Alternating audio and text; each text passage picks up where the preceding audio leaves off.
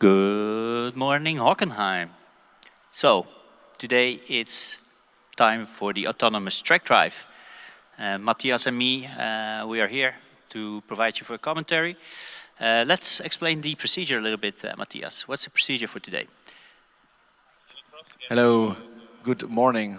Well, a short night's sleep because yesterday we ended here at 12 and now we are here again, so busy schedule.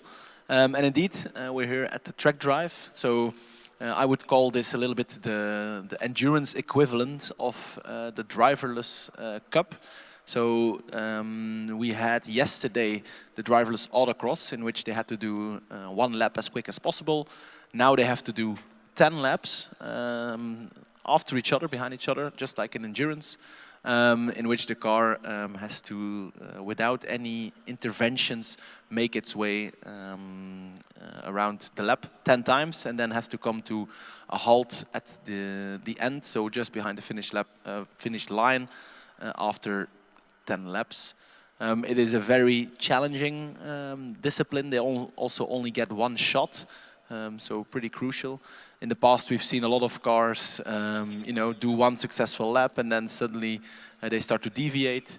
But also some cars really, manage to smash the 10 laps in and do some super impressive times. So I think we'll see a wide spread of how teams approach this discipline.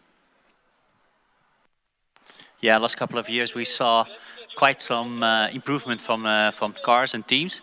And sometimes you would see the first lap being very, very cautious by the car, and then increasing the speed all the while, and the last couple of laps just going full attack mode to get the most points.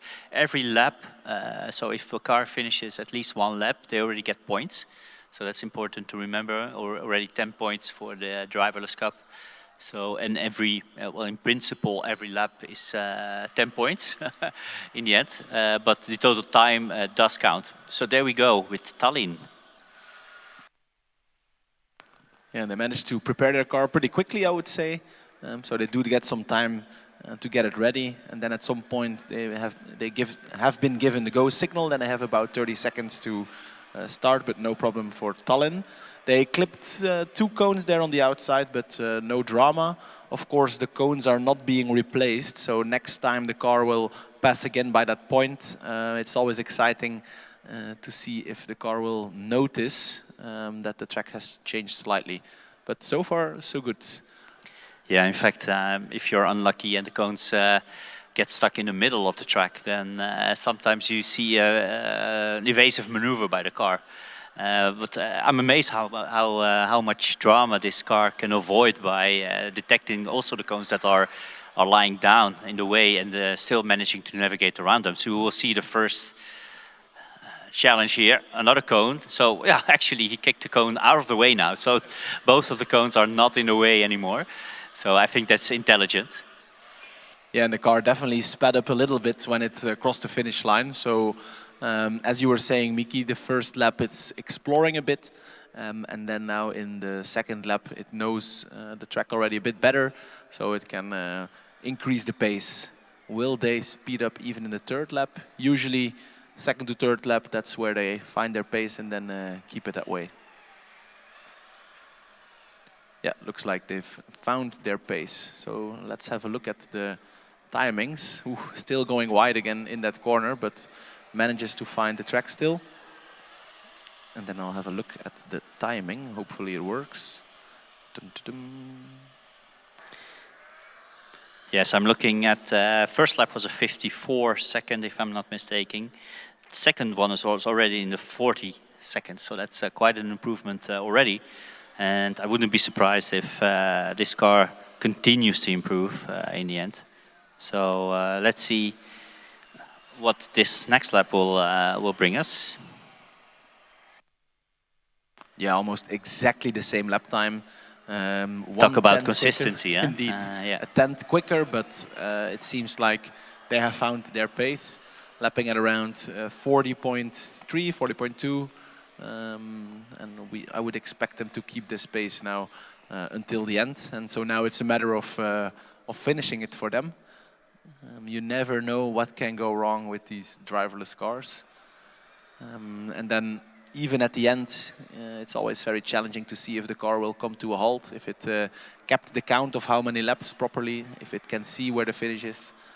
Always exciting. Pretty cool at the kind of like back straight close to the big grandstands. The car was really wiggling, trying to find its way onto the straight.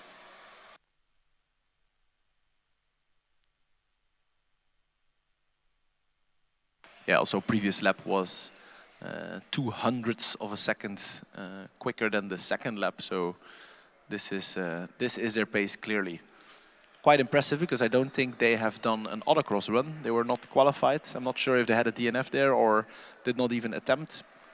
I'll have a look.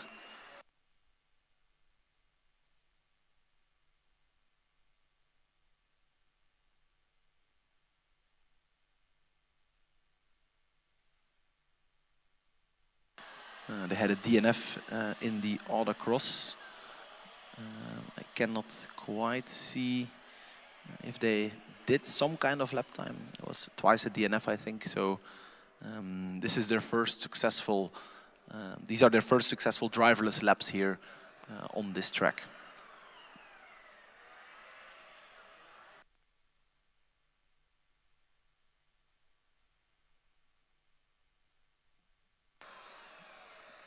And they're now starting their 7th lap, so that is 3 laps left for them. Every lap they feel like they go a little bit wider on the place where they rebuilt the track a little bit, so fingers crossed that it doesn't get too wild. But it's really nice to see that the car is correcting itself, right? So every time it wants to go to the right, it remembers, wait, this is not the right way to go. So I will come back to the track, and almost 8 laps down, right? So 2 more laps to go after this one. Yesterday we had a couple of instances that we had a commentator's curse. So we will try to keep our predictions about how well it's going to a minimum, because you know, a superpower like having a commentator's curse is not very beneficial for these teams and cars. But so far, a very nice steady pace from Tallinn, and looking very confident out there. And I haven't seen any big issues at all. Very constant drive. So I wouldn't be surprised if you know, this car will make it until the end. But let's keep the fingers crossed. Yeah, and it has this funny style of wiggling a bit on the straight. You should check it out, Mickey. There's like 2 straights, one closer to the grandstands here, the paddock, and one on the other side, where it's really wiggling on the straight to find its way. This might actually be their last lap or second to last lap. This is lap number 9, so then it is second to last lap, right? Let's have a look. Also timing still very consistently. They did the quickest lap in the previous run, but it's only 100ths of a second quicker than what they were doing so far. Yeah, so this seems like their 9th lap, which they are currently on, if I'm not mistaken. So this is the final lap as we speak. Navigating carefully through all the corners.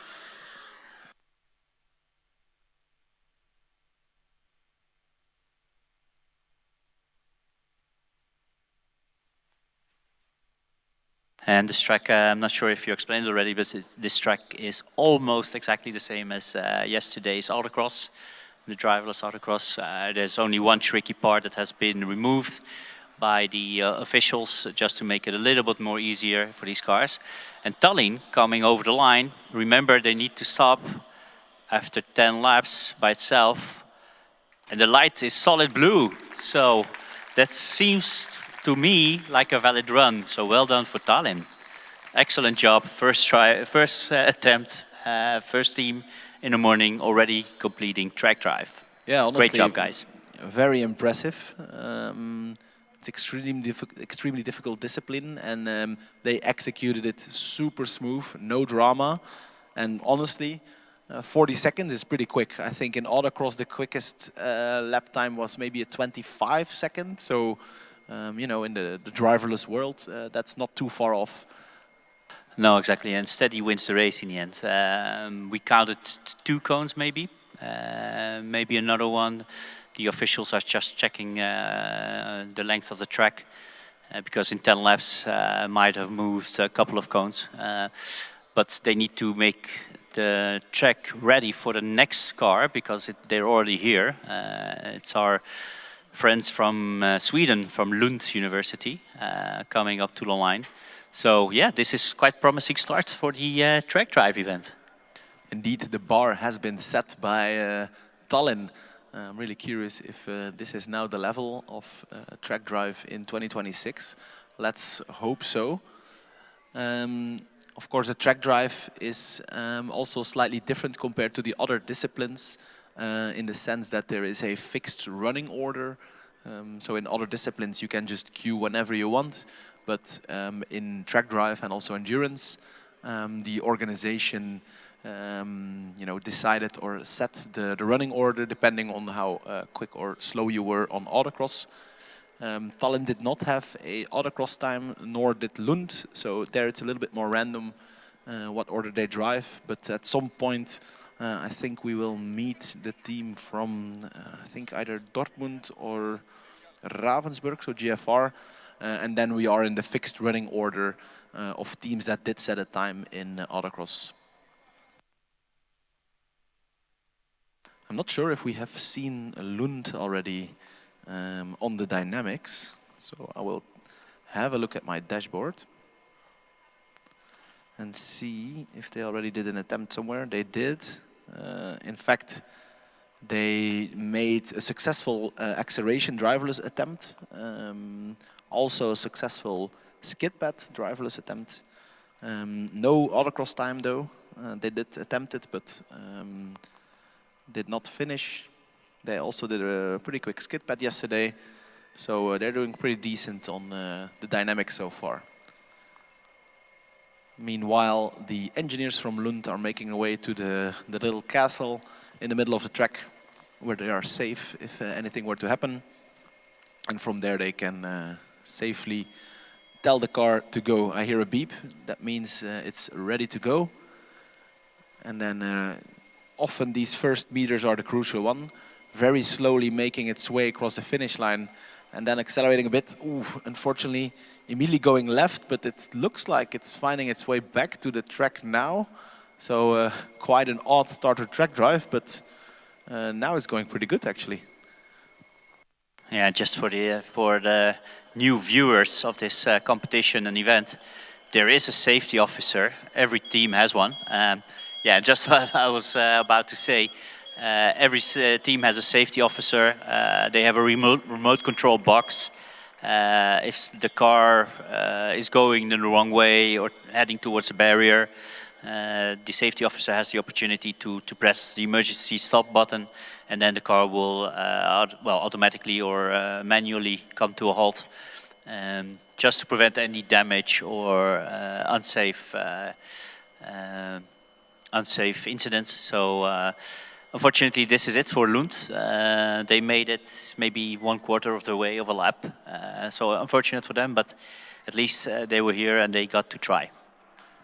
Yeah, I was actually slightly surprised that the car already stopped. I'm not sure if the engineers or the safety officer stopped it, or if they were asked to stop, or if the car itself stopped.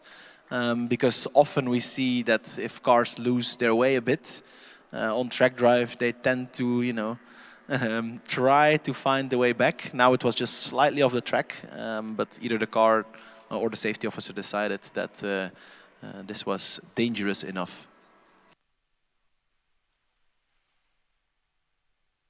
It is a very pretty car to look at, the car from Lund.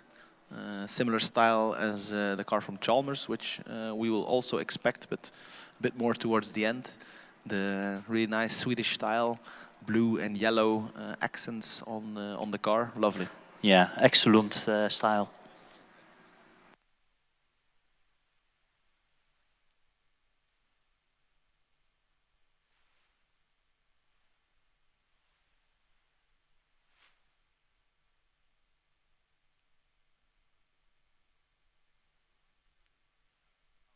Yeah, next car we already have on the track. It's car number 141 from Vienna, from Austria. Yeah, we had a chat with Christian this morning, and he said, yeah, we're going to give the teams a lot of time to get prepared.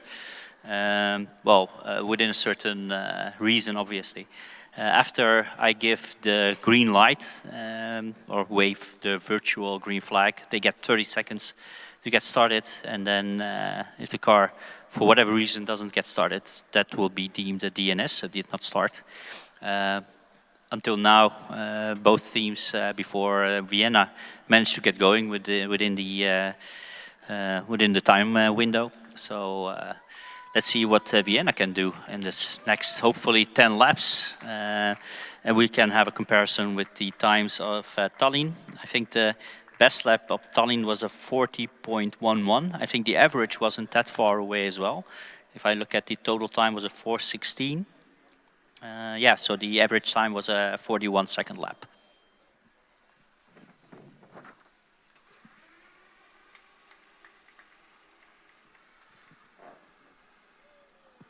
And off they go, slowly and carefully. Maybe just have a reconnaissance lap under the belt, getting through the first lap, and then hopefully increasing the speed a little bit. Otherwise, 10 laps might take a while. And we have a lot of stories to tell in the meantime. I'm not sure whether we have some information on this team through the commentary forum. I'll have a look for you, Mickey. But indeed, let's hope they can at least speed up after the first lap. So this is something we see. It does have some difficulties in this corner right in front of us, but it does manage to find its way back. It is dragging a few cones with it and dropping it again very politely in front of the audience. So it's showboating a little bit.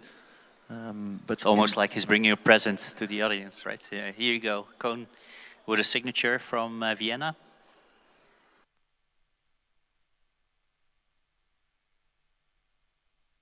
Well, we do see this a lot, right, Matthias, in the last couple of years.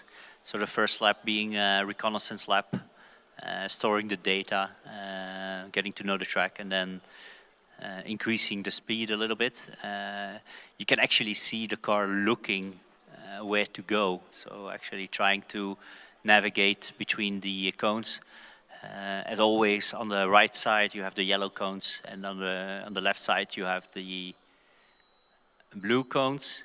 I'm hearing a peep, but that's hopefully not from the Vienna car. And I think this is actually the first time they participate in the Driverless Cup, or at least in previous. So last year they did not participate in the track drive, nor the autocross. So this might actually be their first track drive of the team on FSG. Very slowly. Let's look. It doesn't see the corner really. So now it's a matter of when do you call it quits? It's just going completely straight. Looks like there's no. Oh, it's going the opposite direction. Yeah. Well, you never know. Maybe it can find its way back, but now it's just aiming for the yellow cones. No, it's back, but yeah, going the wrong way. So that's it for Vienna. Well, it was at least an interesting drive to watch. But in the end, when the car is going in the wrong direction, I think it's time to call it quits. Yeah, indeed, it was interesting. On the straight, it just went completely straight. So it makes me think that maybe there's like one cone which is maybe oddly placed or at least misinterpreted, because it had no intention at all to turn left, what it should have. And then once it met the track on the other side, once it cut the corner, it decided to go left instead of to the right, and at that point it was driving the track the other way around, and yeah, indeed, I think there was no sign of it recovering. Meanwhile, Ghent is being pushed towards the starting line. They did quite a few attempts on the previous driverless events. I'm not sure if they had a successful actually. No, they did a few attempts, but no results as far as I can see.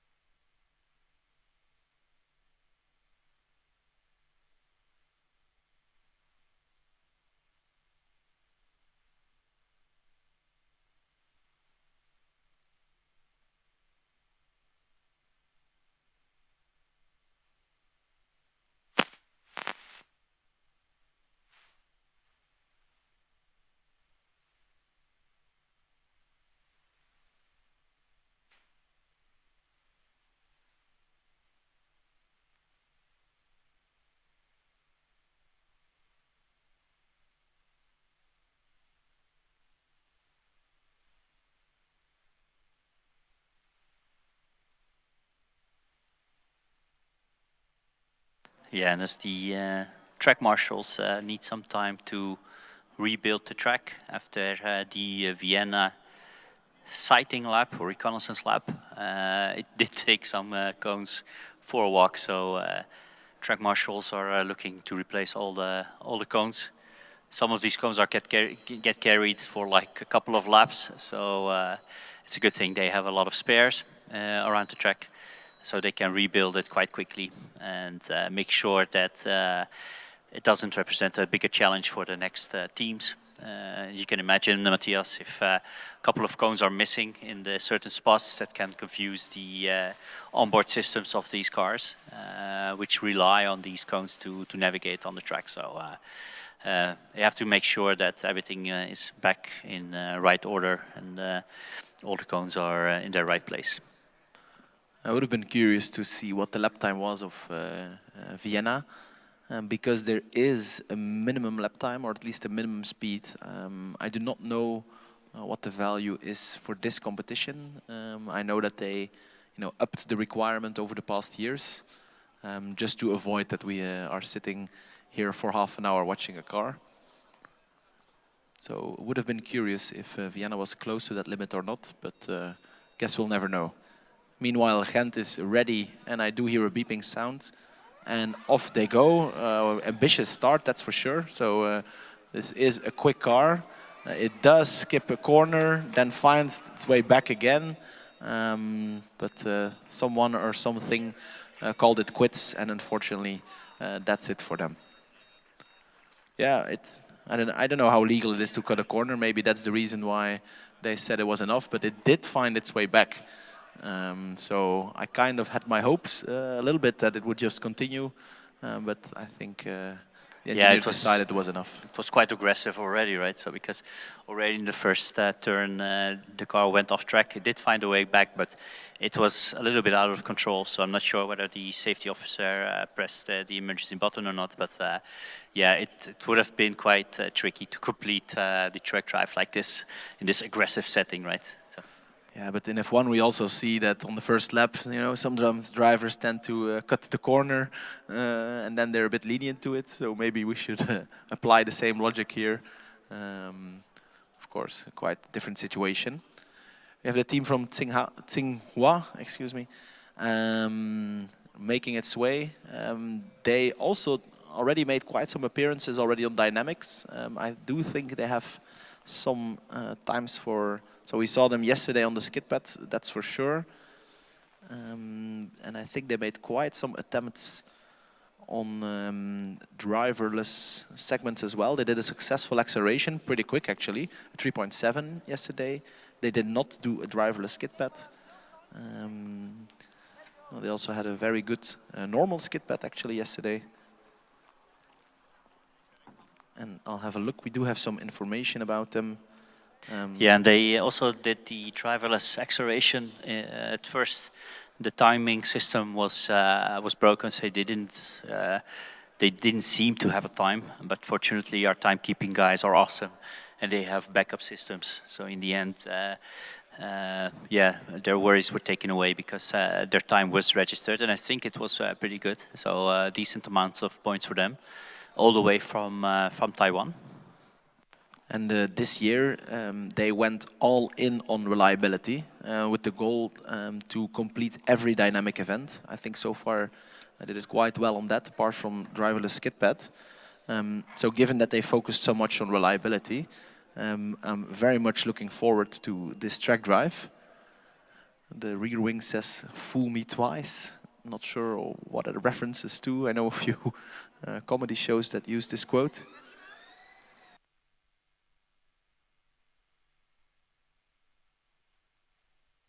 Off they go. And this is looking very smooth and very quick. There's one seat belt hanging out a bit, but it's just only going to be bad for the aesthetics. But this is going quite well. Curious, I do feel like it's quicker than Tallinn, but it will be borderline the same. Let's see if we have a first lap time and then also see if they can speed up in the second part.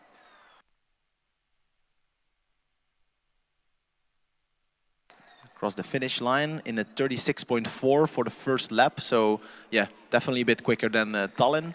Of course, the challenge really is to finish all the 10 laps cleanly, but so far they're doing a really good job. They have not clipped any cone as far as I can see, so clearly the engineers did a very good job in designing this car and software.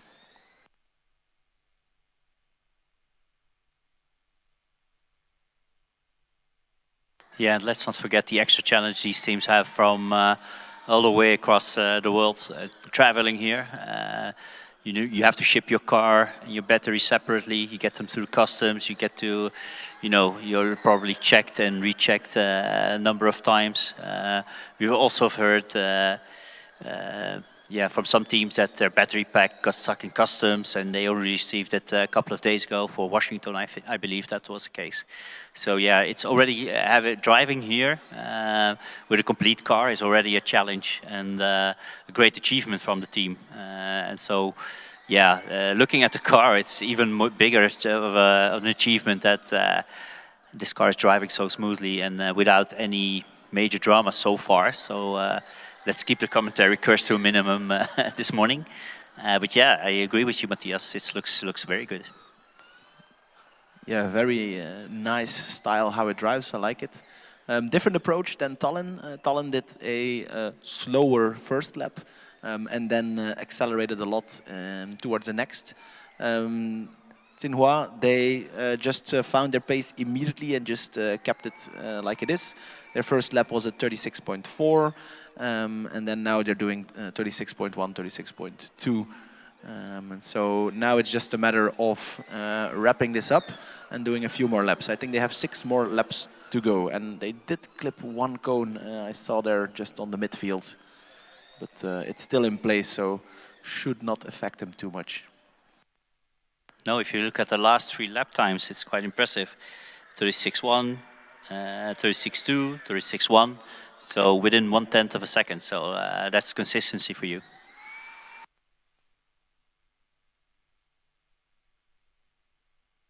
Yeah, and I like how the car, accelerates on the straight. It accelerates a bit, and then once it sees that it's, the straight gets straighter, it accelerates even more. So a really cool way of driving. That one cone that it hit on the previous lap, it hit it again, and now it actually moved it a bit more inside the track. So fingers crossed, because in a few seconds time, they will encounter this cone again. So let's see how robust their system is handling that. There they come towards that one cone, smashes it, and it's still more or less in the same. Oh no, they also gathered another cone, I think. So a little bit more drama is being added, but it did handle it well. So I think 2 cones on one track drive is no disaster at all. Yeah, fortunately for them, both cones are not really in the way. Although I did have the idea that the one cone that was in the way caused a little bit of confusion, and that caused in turn the car to clip a second cone. But we'll find out what the consequences are in a second, because the car is already there, navigating through that part of the track without any problem. So nice adaptation from this algorithm. Indeed, it does not seem to be too affected by it. 3 laps left, including this one. They're still doing a steady pace, actually slowing down just a little bit, but we're talking about tenths of a second here. And it's still funny that the seatbelt is hanging out. Something we see more often with these driverless cars. Of course, initially there's a driver in there just to get the car at the right spot, and then when the driver gets out, I guess sometimes the seatbelt gets forgotten a bit to put back in the car. Oh, touched a cone there. Of course, as long as the cone is still upright and in its box, then it does not count, but it definitely kissed it, I would say. And talking about kissing, they are now hitting a few more cones, carrying in one with it, and cutting the track completely now, back to the start-finish. It did not cross the line, so in a way, this it's just the same lap, and now it's completely out of control. No, That's no. too bad for the Taiwanese team. They were so well heading towards the finish, but something happened. Clipped a couple of cones probably that upset their system, but this looked so good. So unfortunate for them. But what a great effort for the team. Well done. Yeah, I'm actually very surprised. It all went so well for 8 laps. And then around lap 5 or something, it hits one cone and then another one, and it started kissing some other cones. So maybe just slowly over time, it started to, get into difficulties with the cones. And then, yeah, it took like 3, 4 blue cones with it and just completely lost its way. Shame. Yeah, it was remarkable that it did find the track again for a while and then followed it again. But then again, the first opportunity, it went off course and was heading, I don't know where, towards the timing beacon. So I could already see some timekeeping guys sweating inside the van, praying that the timekeeping equipment was not hit, as we've seen in the previous years when they had to rebuild the timekeeping equipment a couple of times because these cars were on a rampage with a vendetta against the timekeeping guys. So fortunately, that has been avoided by the safety officer. And yeah, that's it. Next one should be interesting, Matthias. Chalmers from Sweden. Yeah, I think they were the Driverless Cup winners of last year. So there is some knowledge in that team about driverless disciplines. They did a very quick acceleration yesterday, 3.36. Also a very quick driverless kit pad, 5.0. So clearly they do have both a quick car itself, but also a quick driverless system. Unfortunately, they did not score on autocross yesterday, so that's why we see them here slightly early. But indeed, I also have high expectations from them on this track drive. Their goal this year was mostly to reduce weight and add lightness. I think the adding of the lightness is something we could see yesterday in the dark. Their weight is 180 kilograms, which for an electric car is pretty impressive. So they did a good job in that. The car seems to be called Astrid. I think every year it's called to a Swedish god. I remember once there was Thor. Not sure. Last year was Freya or something. Freya, and this year clearly Astrid. And let's see how their track drive looks. So very ambitious start, that's for sure. So this will be a quick one. Very nimble car. It's not scared of rotating a lot, making its way to the first quarter of the lap. All good so far, and this is a really quick section there, braking and turning at the same time, but it's navigating well. And let's see how quick it accelerates here. It comes to a stop for some reason. Blue flashing lights, that means something triggered it to do an emergency brake. It was going so quick. Would be interesting to hear why the car decided it had enough, but because it was all looking so good. And unfortunately, you only have one attempt at track drive, so I'm afraid that's it for them. Yeah, last year's winners, right? So must be very disappointed team getting the car. Yeah, just look at the body language. Not happy at all. Not being able to drive in the autocross. Now also the first lap in the track drive. So it's always difficult to beat your last. If you win and the expectations are high, obviously everybody looks at you. It's always very difficult to come near the same result, obviously. But yeah, this is just very unfortunate for them.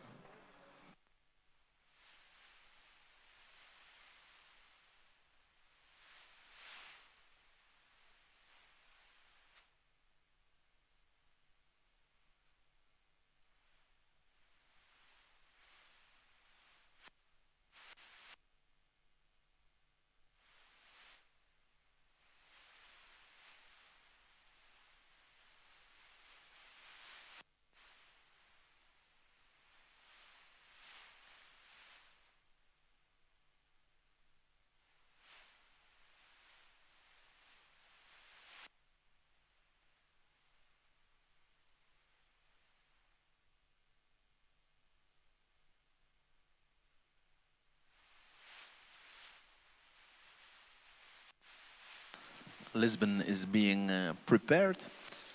They also did not set a time yet, I think. Sorry, a time on the autocross. I'll have a look for you. No, I think they did not attempt an autocross even yesterday, or did not manage to start at least. They did do a very impressive driverless acceleration, 3.8 seconds. Wow. They also did a pretty quick skid pad yesterday, the manual skid pad, 4.9. They did not have a skid pad driverless time, also no autocross time. So this could go both ways.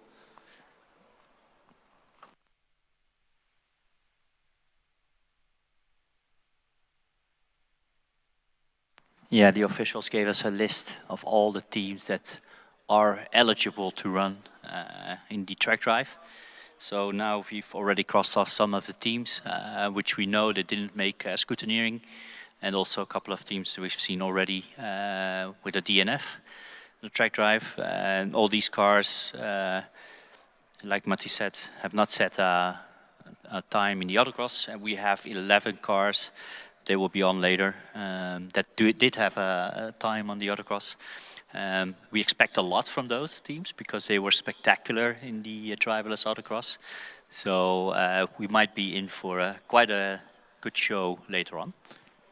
Yeah, and given that those teams already did a successful autocross, it's an indication, of course, to that their car and their software is able to handle it. Lisbon car, I hear some beeping sounds, or it's maybe the beeping sounds behind us, so might not quite be the... Aha, this is the actual sound from Lisbon. So they will make their way any second now. Also, again, very curious to see how quick they approach their first lap. We've seen two approaches, either a bit of an exploratory lap and then accelerating, or immediately going full beans. I think this is somewhere in the middle, definitely not slow. But there is still some pace in there, clipping quite a lot of blue cones here on the exit of the corner and onto the straight. So it really rebuilt the track entirely here in front of the paddock. That's an interesting approach as well, is to rearrange the track so there's no more track. Well, this will be quite a challenge. I'm not sure how Lisbon car will handle this one, because the track closest to the grandstands is, well, not there anymore. So I'm wondering what will happen now. Safety officer is probably on standby to see what the car will do. Actually, well, that was quite impressive, just powering through, clipping another set of cones.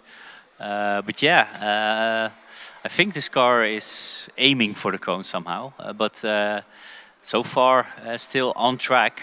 And already in their third lap, if I can count correctly. Indeed.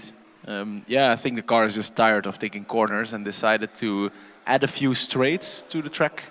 And it's also using it, so definitely here just in front of the paddock, just going full beans. Because, yeah, there is no corner anymore. It removed it.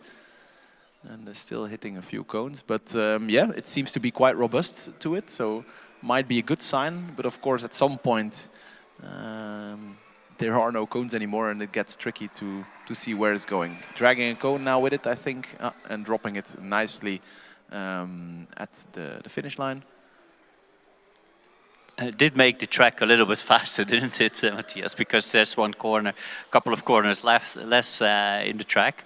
Especially this part is very quick. You can see the car just accelerating, no cones in the way. And if you look at the lap times, it's actually quite interesting. It's 34.5.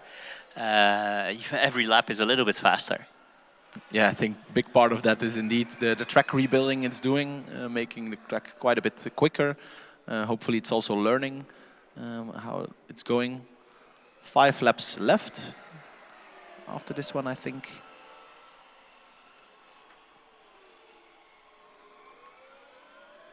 And on the straight again, it does feel like they're slowing just a little bit. So I'll be curious to see what this lap time will be, but maybe our senses are deceiving us.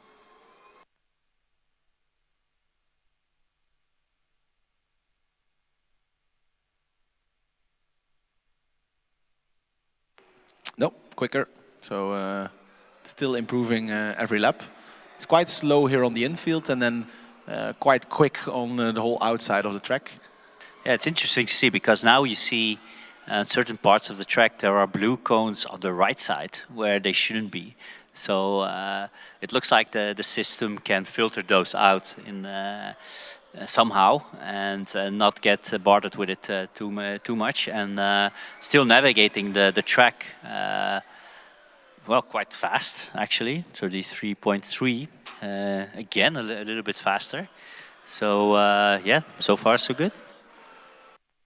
Yeah, this might be the quickest time we've seen so far actually, 34.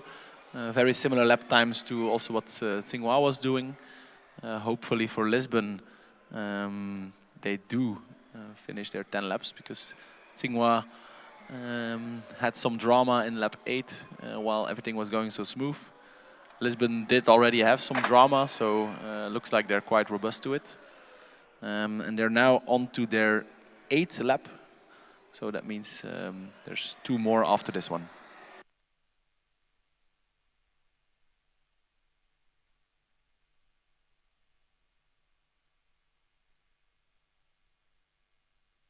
Yeah, I'm not sure, Matthias. We did hear a strange noise as if the front wing was hitting the tarmac quite hard.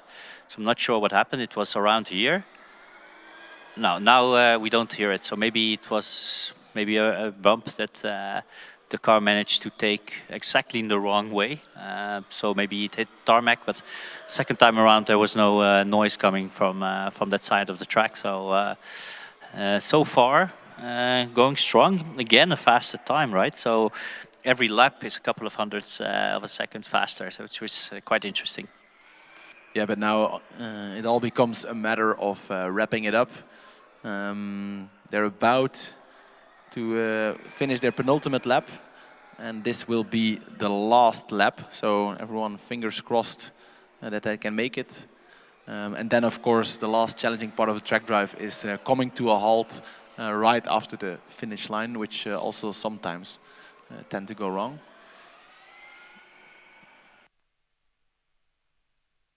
Yeah, and even on the second to last lap, they improved still, another tenth off. Will they be able to break the 34-second barrier? Although I think it won't be their focus as of now. Going to the finish line. The car is slowing down, that's good. And we're waiting for a solid, yes, we see a solid blue light. So that looks like a successful track drive to me. And also a very quick one, the quickest we've seen so far. Yeah, great job from the Lisbon team.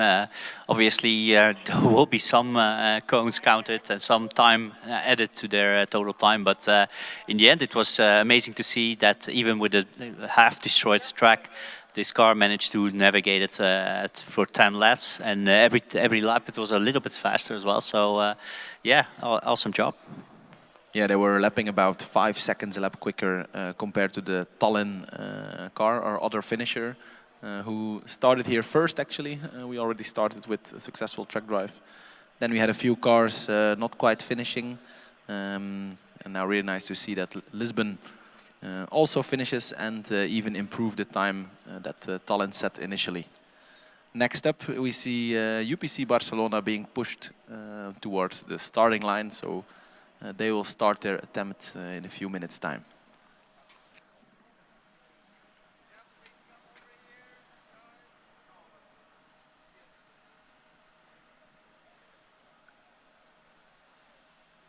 Barcelona. We hebben er 2. Ja? Deze is wel cool. Die is nu blauw en die is wit aan de andere kant. Of is dat dezelfde? Ah nee, dat is hetzelfde dan, denk Ja. ik. Ik denk al, fuck, het is blauw. Ja. Het is wit. Oké. Straks iets over zeggen.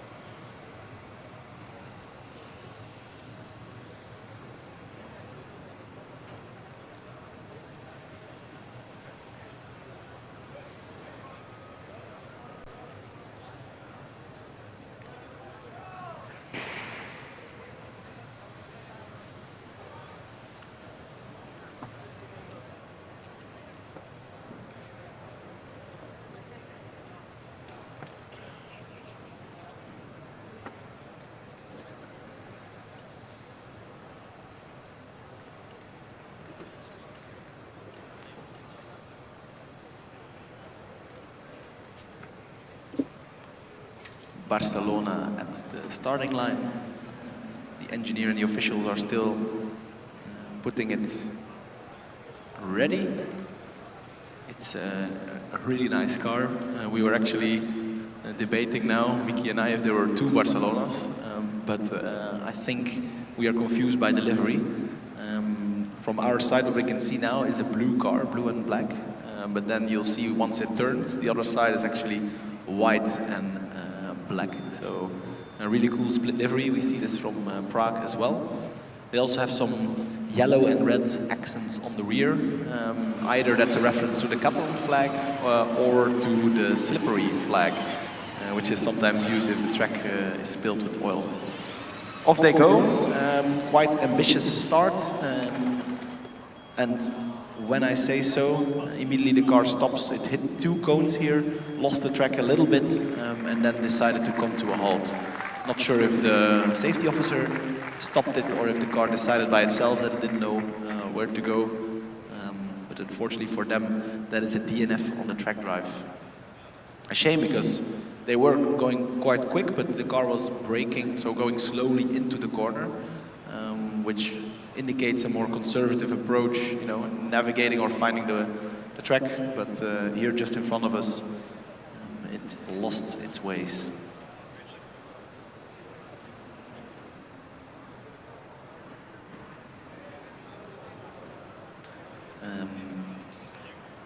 Next Spanish competitor, Sevilla, now making its way towards the starting line. I'm not sure if the driver in the car is quite small or if their sidewalls are pretty high. It's like yes. Yeah, it's funny to see because they also put some stuff in front of the driver. So now the driver has to look left and right to see where he's going. But yeah, I think it's a combination of both, Matthias. Also very nice looking car. Normally we see, every year we see a couple of teams coming from Spain to Germany. We see teams from Madrid, from Sevilla, from Barcelona. So it's always nice to have them here. Sometimes they do well. They finish regularly in the top 10 if they manage to finish all the dynamics. So I'm actually quite curious to see what Sevilla can do this time. I had a quick check if they did any other attempts. I remember seeing them at the driverless acceleration. I think they probably also tried driverless kit pad, but I don't think they ever got the car going. They don't have any registered attempt, so that's not a good sign regarding the driverless system.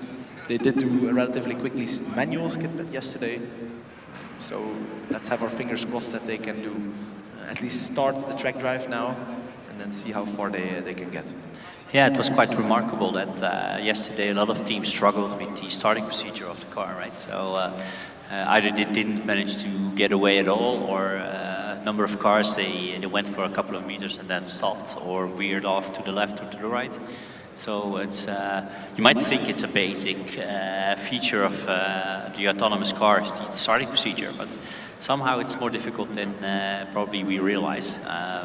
But yeah, then again, it's all software.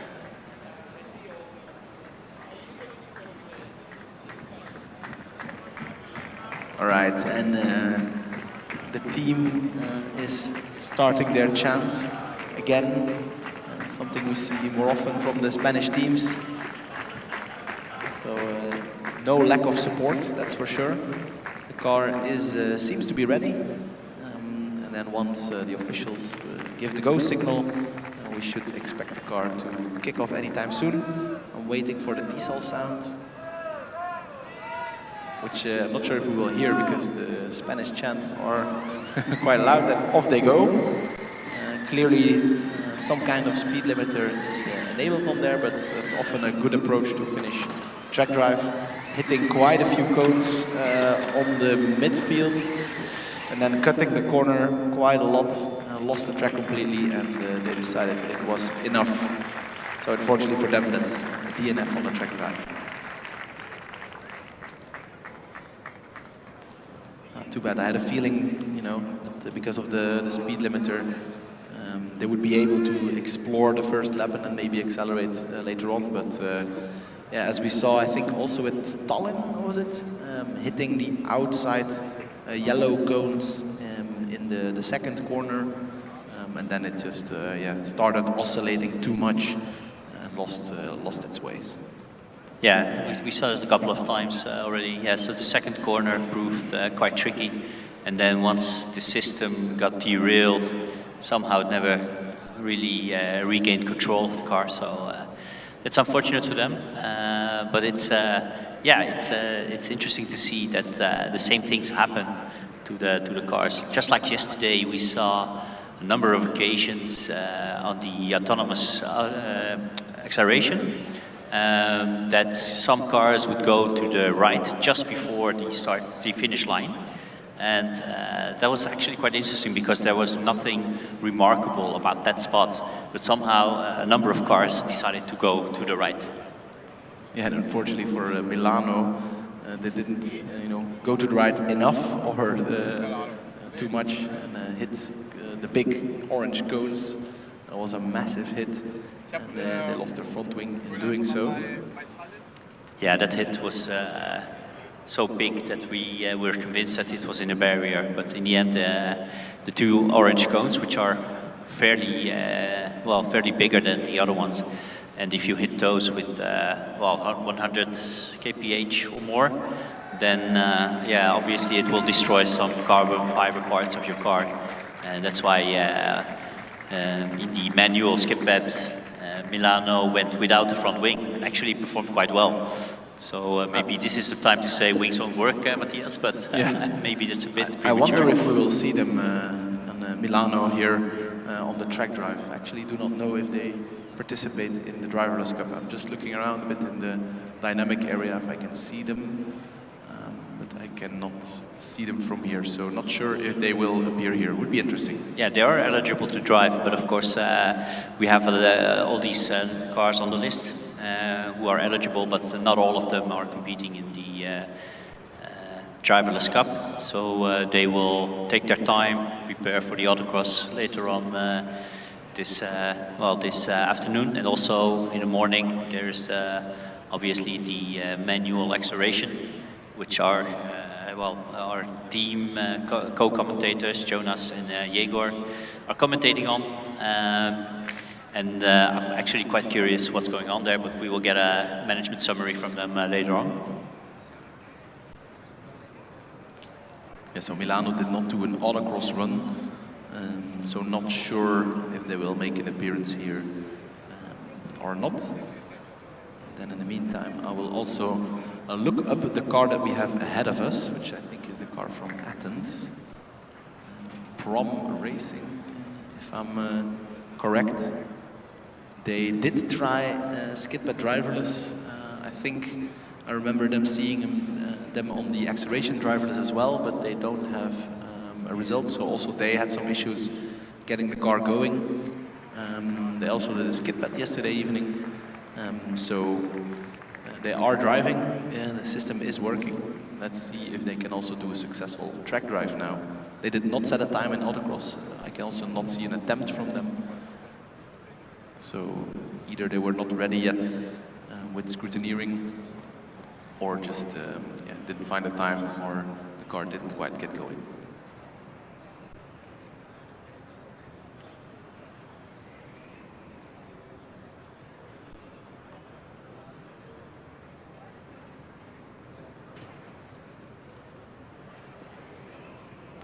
Yeah, and as we mentioned at the very beginning, there is a certain order in which the cars need to start, set by the organization. We do hear some rumors that Athens is out of order. Not sure if it is because they appeared too late or too little, or that they didn't get to start the car now and will come back later. Yeah, I think that's what the latter one will be the case, Matthias. We heard Christian on the radio saying that the Athens car will have an out of order run, so that means that they will get to run a bit later. So that means there's a penalty implied for running out of order. But of course, if that means that you have some time to finish your car, get it ready, then of course it's better than not having to run at all. So let's hope they can manage whatever situation they have and get the car ready in time. Indeed, better to have a penalty and still have an attempt than just a total DNF. Yeah, exactly. And we were just saying something about our colleagues at the acceleration event. We just got a message from them saying that their morning up until now is not that busy. They've had riveting action for 1 minute 38 seconds. So I'm guessing that's one run or two runs maybe from one car. Yeah. But that's about it. I was looking at the live timing board. I thought it was bugged because there was only one car, or actually, one car doing 2 attempts. And I'm afraid it's still the case. So, not much action at the acceleration, unfortunately. I think all the teams are still sleeping. Yeah, but we know from experience, Matthias, that later on our guys will be commentating because a lot of teams will be there. A lot of teams are waiting to go to the queue of the acceleration. And as always,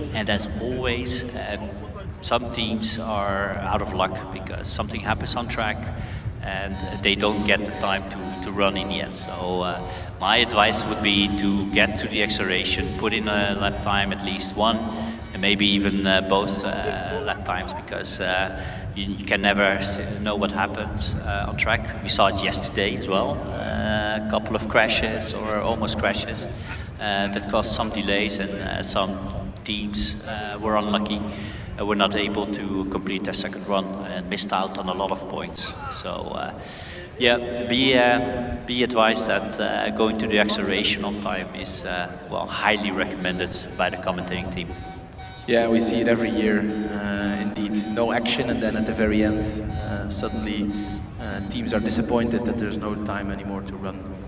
I think everyone is doing their calculations, what the optimal time is, and then indeed, as you mentioned, Mickey, something unexpected happens, and you can throw all the calculations in the bin. Yeah, sometimes we hear some arguments from teams saying, couldn't you extend the event a little bit because something happened on track? It's not our fault, we were just unlucky. But then again, if you have time slots of a couple of hours that nothing happens on track, you could have been there, could not have taken the chance. So yeah, it's always a bit unfortunate. And of course, if you have some issues with the car and you're unable to make it earlier, of course, that's understandable. But in the end, these time windows are large enough for everybody to compete. Yeah, and an interesting situation is developing in front of us. We have the car from Berlin, 313, and I feel like they're trying to get it set up. I heard some really loud beeping, sounding, error kind of beeping.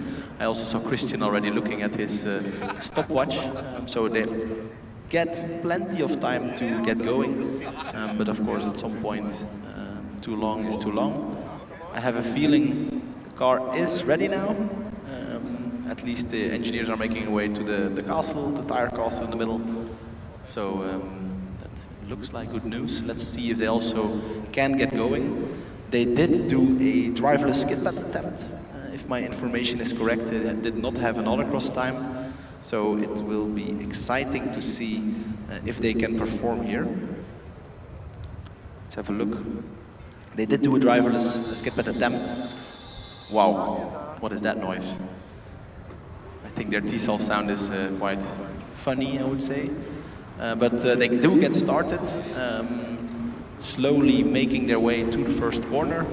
So let's see if they go for the exploratory approach. They definitely go for the cone eating approach because they are clipping some of the blue cones, but the car is finding its way. Oof, now deviating quite a bit, but coming back to the track. Interesting racing line. Hopefully the car can learn a bit and then speed up, or do it slightly better in the second run, because it is slaloming on the track a bit, and this is going to be interesting. But now it needs to take it very tight, yeah, and it doesn't manage. It was really completely out of phase with the track, and then had to do a super tight left into tight right. And currently it was heading towards the wall, or at least a tire wall. So I think they did a good job at calling it quits. Unfortunately for them, this is a DNF for track drive.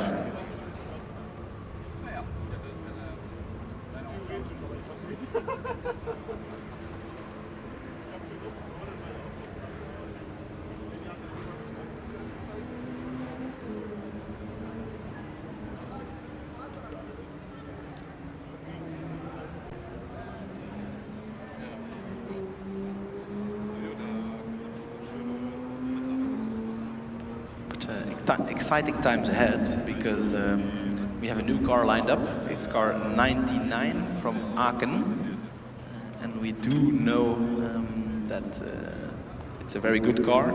Yeah, they were quick yesterday on the manual skid pad, right? So have a look for you. Yeah. They actually won. Did they win the bet they made with Karlsruhe? Yes, that was on the manual skid pad in the yes, evening. Exactly. Yeah. There they got 6th place, a 4.8 on the manual skid pad. And they also did a successful driverless skid pad, actually very quick, with a 5.1. They also did a successful driverless acceleration. They were P4 there with a 3.39, so extremely quick acceleration. They did try the autocross, but had a DNF. So this will be exciting to see if hopefully the track drive goes a bit better for them. First challenge is getting through 1 lap, and then often we see if they manage to get 1 lap, they often get to at least 8, and then it's a challenge of finishing it off. But if they manage to do some laps, I do expect some quick times from them. Yeah, and we're slowly running out of Order 0 cars, meaning cars that haven't done a valid lap on the driverless autocross.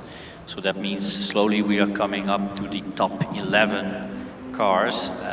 So this Aachen car might be one of the last ones in the 0 order. Yeah, I think I see Oregon State, Ravensburg, GFR just behind us, getting ready to go. I think they're the first ones in the top 11. So let's see what happens with Aachen. And on the rear wing, it says suspension, sus with from suspicion. In their comments they also put that suspension failures are good luck. I'm not sure if I agree with that. They're clipping a lot of cones and then super quick towards the tire castle. Luckily for them, narrowly avoided it, but wow. That was heading straight for the timekeeping equipment. So quick reaction from the safety officer, because the timekeeping guys were having a heart attack here. So great job by pressing the button on time and not allowing the car to go full attack mode on the timekeeping equipment. Yeah, and I'm surprised to see so many cars struggle with the first few corners. To me, they don't look that challenging. I think there are definitely some parts in the track which are more challenging. But yeah, for some reason, that second corner, I would say, a lot of teams start clipping the outside cones, and then once you collect 3-4 cones, it's just mayhem and very hard to recover from. Unfortunately for them, DNF, not a successful run. But I think now the fun can really start, because we have our first, what I would say is a classified runner. DHBW Ravensburg, combination with Oregon State, also called GFR team, Global Formula Racing. And they did set an autocross time, so that is an indication that the car is capable of lapping around this track.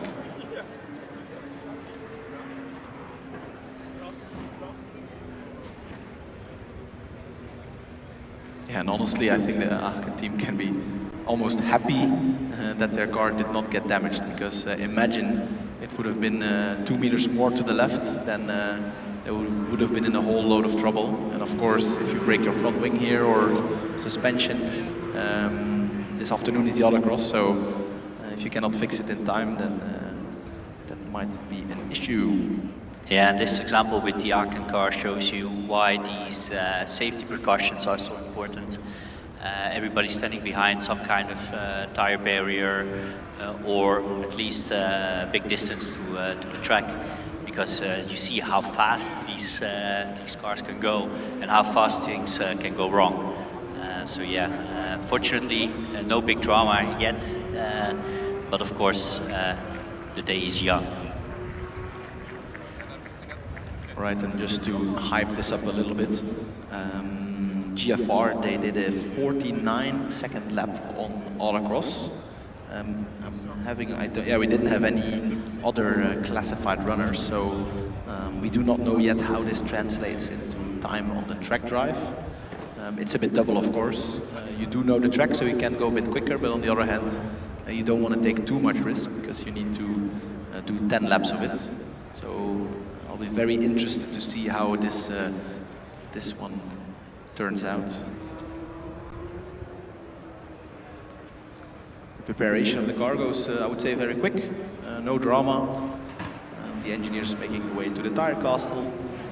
From there they will check if all is clear, all the marshals are ready, and then they will be given the go signal. So yeah, very curious to see if this is a higher level than what you have seen so far. Off they go. Tentative start, so they are going for the more exploratory approach. We have seen mixed success with that.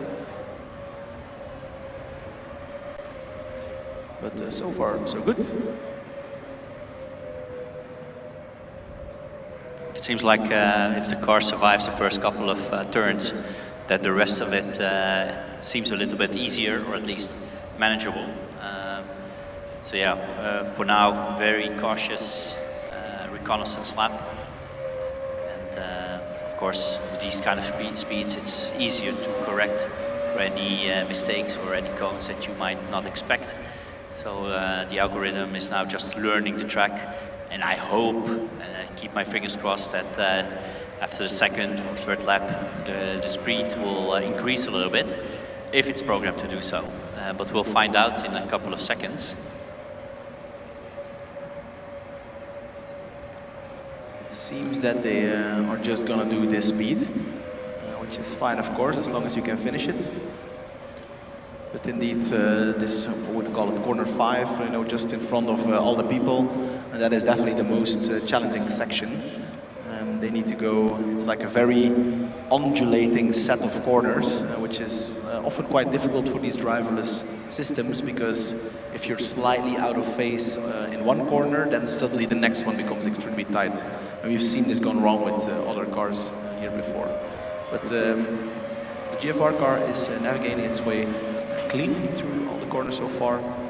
About to wrap up their second lap, and then we can start to have a look at some of the lap times.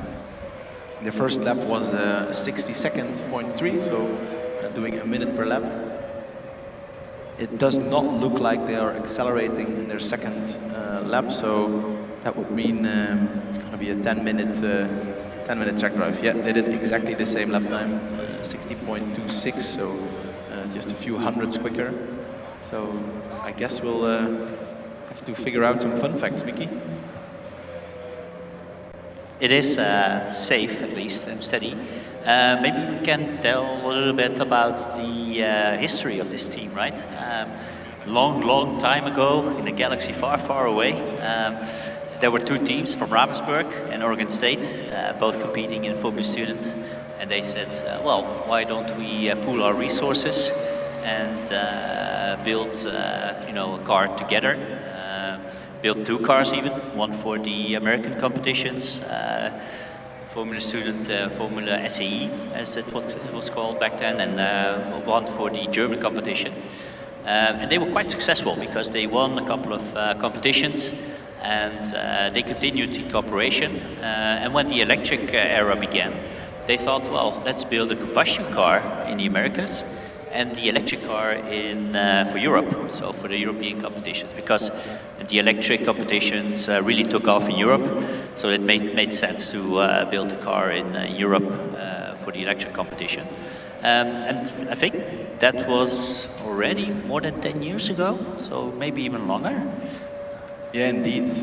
I do remember the times, 2014, where they, when you still could do the insanely big wings.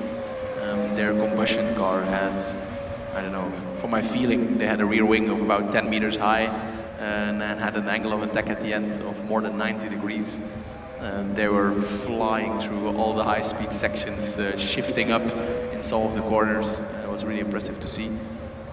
Yeah, it's a really cool collaboration. I think it makes sense because if you want to participate here in Germany, we had already talked about the difficulties of all the far-away teams. They need to get here in time, get all their stuff sorted, transport all the stuff, and then of course if you have a collaboration with a university here, that makes that process just a little bit easier. But yeah, since the combustion era has gone, I think their team also had to change scope a bit and focus on only the electric car. Maybe they do have a split, I don't know, with like some team building the car and another team more focusing around driverless. We've seen some collaborations with Delft and MIT before. That's already quite a while ago, so maybe they have a similar story, not sure. We should ask them. Yeah, or better yet, maybe fill in the commentary form so that we can not speculate, but actually read out some facts and not fake news. But yeah, it's really cool. Officially, they're DHBW Ravensburg, right? But both of the university names is on the car. They're both on the car. So yeah, it's always nice to see them. And coming here every year, they're here almost every year, I think. So they managed to do the quiz and to qualify for this event on time almost every year. So it's always great to have them here. In the meantime, we are over halfway. This is their 6th lap, meaning that they have completed 5 of them. And yeah, it's basically the car is like a clock. It's just doing 6.3, 6.26 every lap, so extremely consistent. And so far as I can see, no cones, so it is looking bright for them in terms of finishing, but it will take a few more minutes. Yeah, fortunately it's quick enough, so we don't have to go into the history of Oregon State, for example, and look it up on Wikipedia and read it out loud. So fortunately, we don't have to do that yet because the car is steady and steadily progressing halfway through the halfway mark already, and yeah, steady as she goes. And of course, this is a strategy from the team because for sure this car can go faster. But I think the team chose to, go steady, finish the race, get points on the table, and as long as you get points in every dynamic event, then you get somewhere on the board for the Driverless Cup. Yeah, and honestly, they're doing a very good job at exactly following that vision. Because they scored very well on acceleration driverless. They had a 5.3. They scored well on skid pad driverless, 5.8. They scored on the normal skid pad. They had P5 there, 4.8. They also scored on autocross, and now the track drive isn't looking too bad either. So they are scoring in every dynamic event, and that is crucial if you want to, move up the order in the overall ranking. So. Yeah, I mean, they're doing a very good job at scoring at every discipline so far. Yeah, with that strategy, I wouldn't be surprised if they make the top 5 in the Driverless Cup or even higher, depending on the results of the competition, obviously. There are really some quick teams out there on the Driverless Cup as well, but sometimes you see that they take a bit more risk and then failing to finish one of the dynamic events. And then, it's easy points to get on the board if you compete like this. So yeah, it's a strategy and might work out as well. All right, we have 2 laps left, so they are on to their 9th lap at the moment. Still lapping extremely consistent. They just had their their best lap, I should say, 60.194. But yeah, just Must be the tire temperature. Yeah, or maybe just a slightly quicker line through one of the corners, but super consistent. But then, of course, still at the very end, there's the challenge of stopping the car at the right place. So far, of all the cars that did make it to the end, they did it well, but it is a challenging procedure.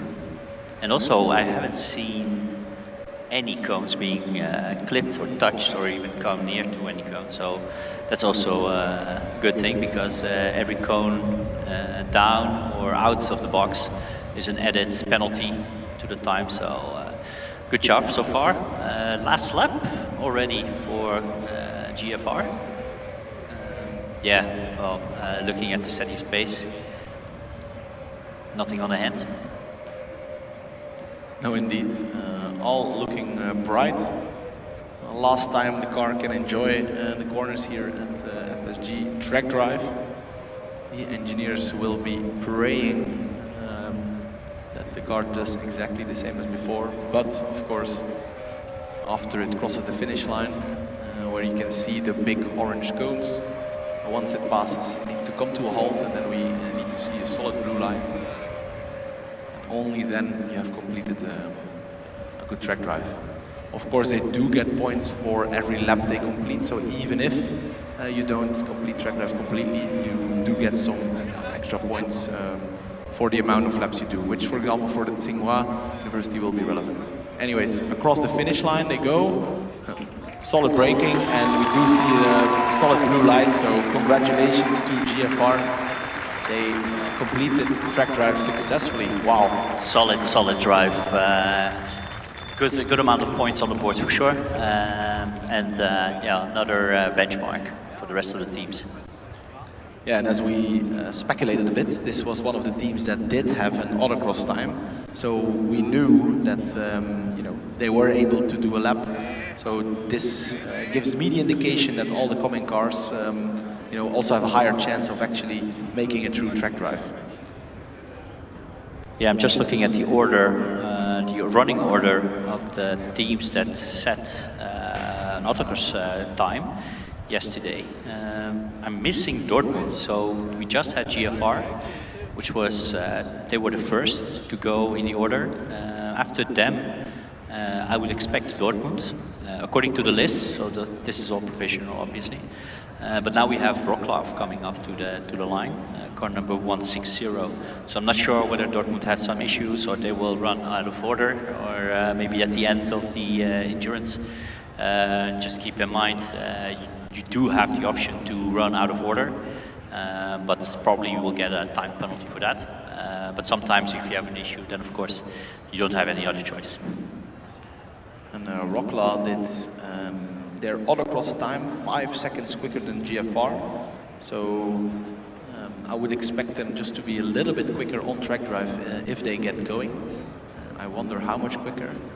I do hope a little bit quicker, because it took a while with GFR, but we managed. Yeah, get the Wikipedia ready for everything that we can find on Wroclaw, or the commentary form. But again, that's also for later today during the autocross, and especially tomorrow in the endurance, which will last the whole day. So again, a reminder, if you haven't done so, please fill out the commentary forms. Then that way we have a bit more information about your team and car, and we know some curiosities or nicknames, whatever you wish to share with us. We greatly appreciate it. Yeah, unfortunately, Wroclaw also did not give us any information, so looks like we'll have to speculate. They did, the information I do have is about how they performed so far in dynamics. They did quite a decent driverless acceleration of 6.8 yesterday. They also successfully completed driverless skid pad. Of course, also the manual skid pad. They had a decent autocross run. So let's see if they can add track drive to that list. They start off a bit quicker than GFR. Does look like a bit of an exploratory approach on the track. So far, so good. This is where the tricky section, where the car meets the tricky section. Oof. Going quite wide, but managing to get it turned. It's really wiggling around, trying to find the track. It's interesting to see.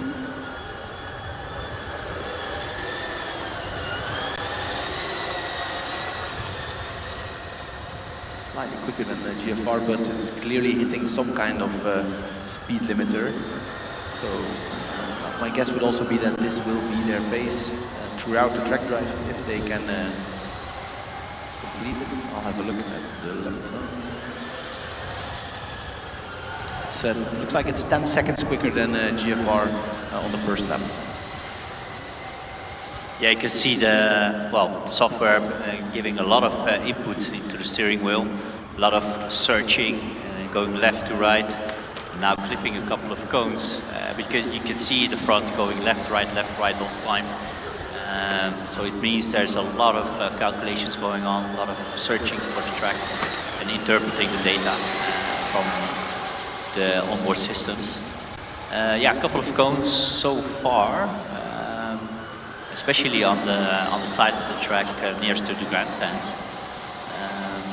But yeah, still managed to go straight over the start-finish line, clipping another couple of cones. It seems like the oscillations in the steering wheel become a bit larger. In the beginning they were small, but now they seem to be oscillating a little bit more. Yeah, and it's this section which is really difficult, because if you miss the corner to the left, or take it too wide, then suddenly the right-hander becomes extremely difficult. And that's exactly why they hit the cone in the previous lap. It does look like the car just rebuilt the track a little bit to its liking in the second lap, because now it looks a little bit cleaner, but yeah, really wiggling around. But they are going slightly quicker. The previous lap time was a 49.2. Let's see if this one is even quicker. Yeah, it's a 46.4. So the car is learning a little bit about the track and improving. So I would be curious if they go even quicker now, or if they have found their pace. Oof, they have some wheel spin, and the car actually missed the corner here just in front of the paddock.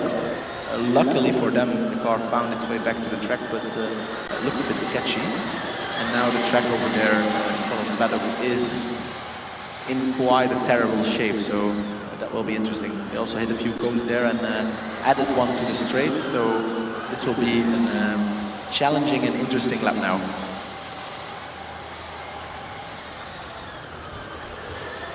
It's becoming increasingly more difficult to navigate the track when there are rogue cones all over the place.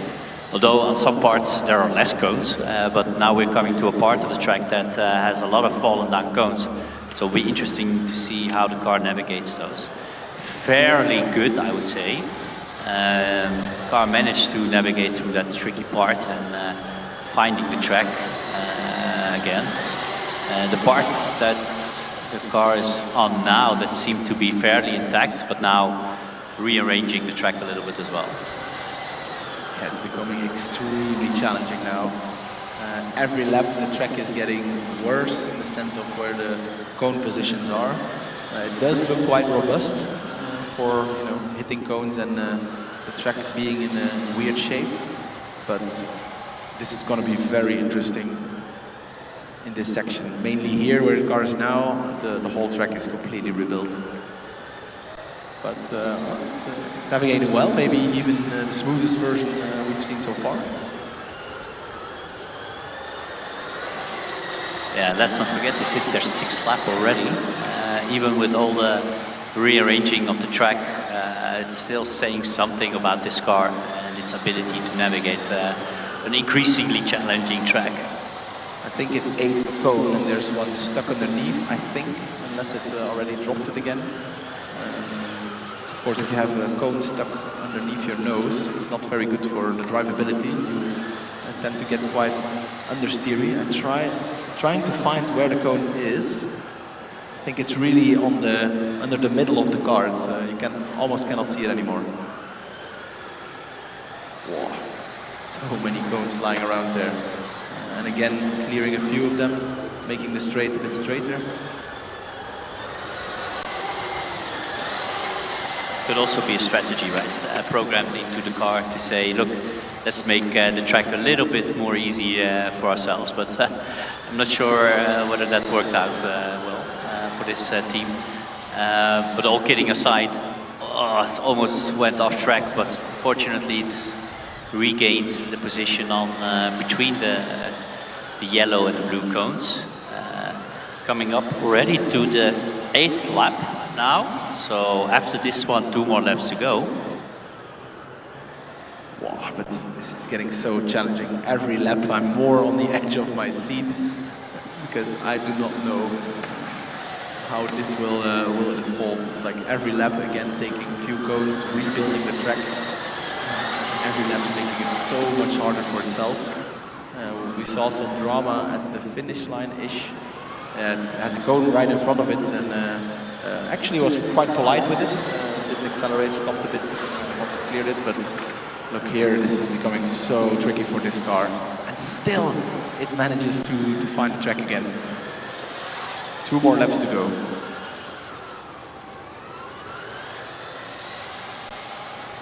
Yeah, they're on the penultimate lap,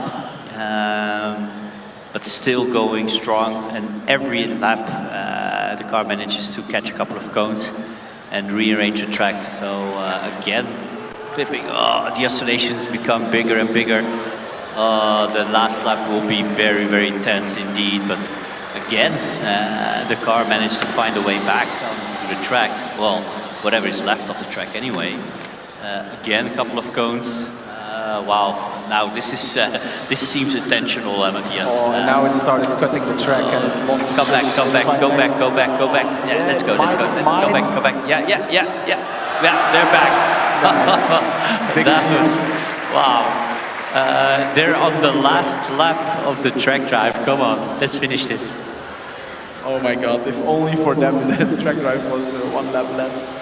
But they still have to finish this one and it gets increasingly more difficult. Oh, this is exciting. Here it struggled last time. Fingers crossed that it does a better job now. It looks a bit better, but it's really the last section where things have become extremely difficult. So these will be a very tense last few seconds, last few corners for the Rocklaw car. There was a cone in the middle of the track, but it manages to find its way across the finish line, and now it needs to come to a halt. It does, and yeah. Wow. what a drive from the Rocklaw car. This will be, I don't know, we need a separate algorithm to count all the codes, but wow, this was amazing.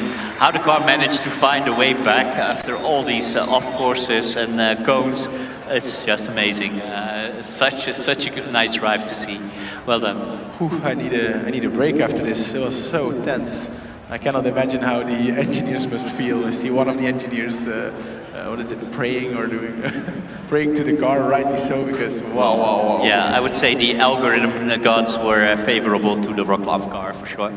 Yeah, that was quite interesting. I'm not sure whether we will see another exciting track drive like that. Yeah, I'm not sure if I would be able to handle it, all that excitement.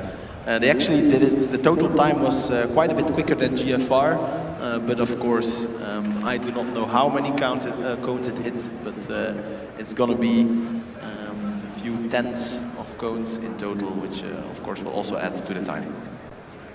While GFR actually, they were very clean and almost hit no cones. So yeah, in the total time it will make a big difference.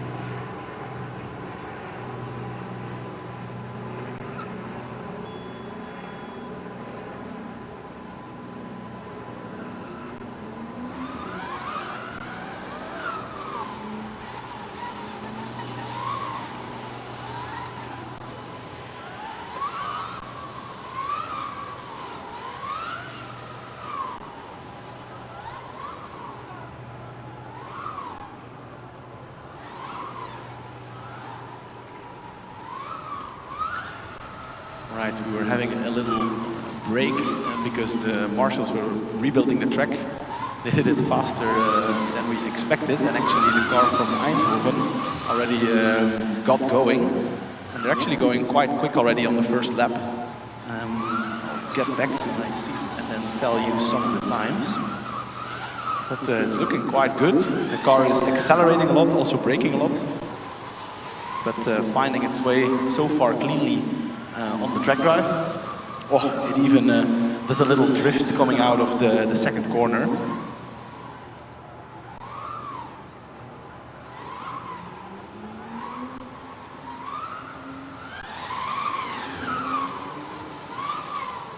The first lap was a 45. It does look a bit quicker visually, but maybe that's just because they accelerate a lot. Yeah, on this straight they really let the car go. And luckily the car also manages to brake in time.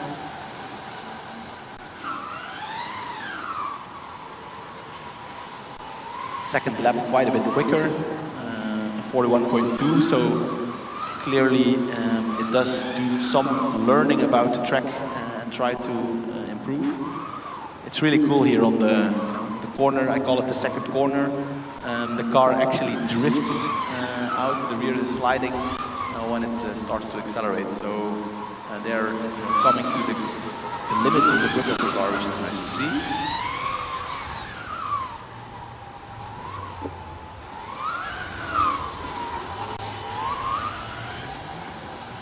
This is their third lap, which is slightly quicker, but looks like they found their pace. This is the corner where they do the little slide. Not this time. Jinxed it.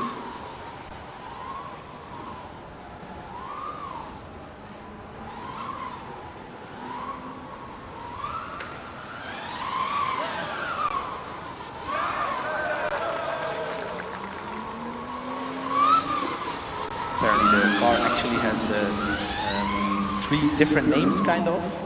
So by default it's Roxy, but when it's driving DV it's Roxanne, and when it's driving manual it's Rox. Oh no, Rox when the car is not working, apologies. So currently it's Roxanne, and Roxanne is doing a really good job at the moment.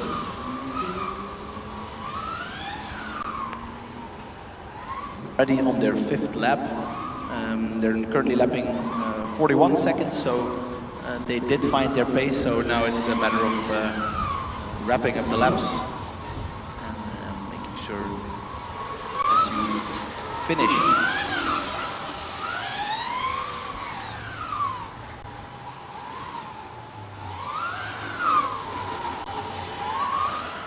Yeah, so they're averaging a couple of seconds slower than, I believe it was Tallinn. Tallinn was also in the 40s. Lisboa was in their 34, 35 seconds. So a little bit slower, but in the end, I think very competitive drive so far from Eindhoven. Yeah, and also they hit a few cones at the very beginning, but other than that, it has been very clean. We have seen other runs with a lot of cones, so you know, it's better to drive just a little bit slower, not hitting any cones, than the opposite.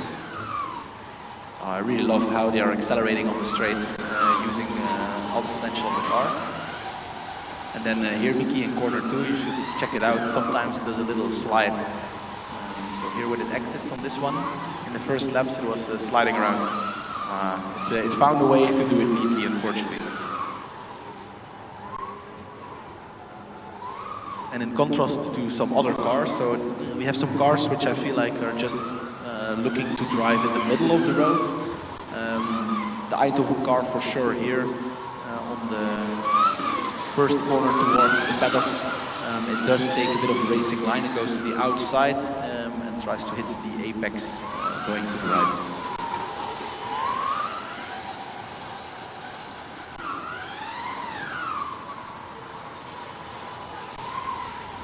They are now already on their 8th lap, so that's 3 laps left.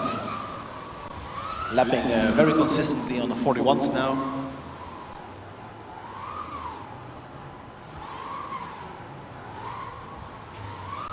And also Eindhoven did actually a really good job at all the dynamics so far. They have a time on acceleration DV, skid bed DV, skid bed itself, all across DV, so so far they're doing a really good job at the dynamics. Yes, and we've been getting some complaints from our co-commentating team on the manual acceleration event. There's not much action going on there.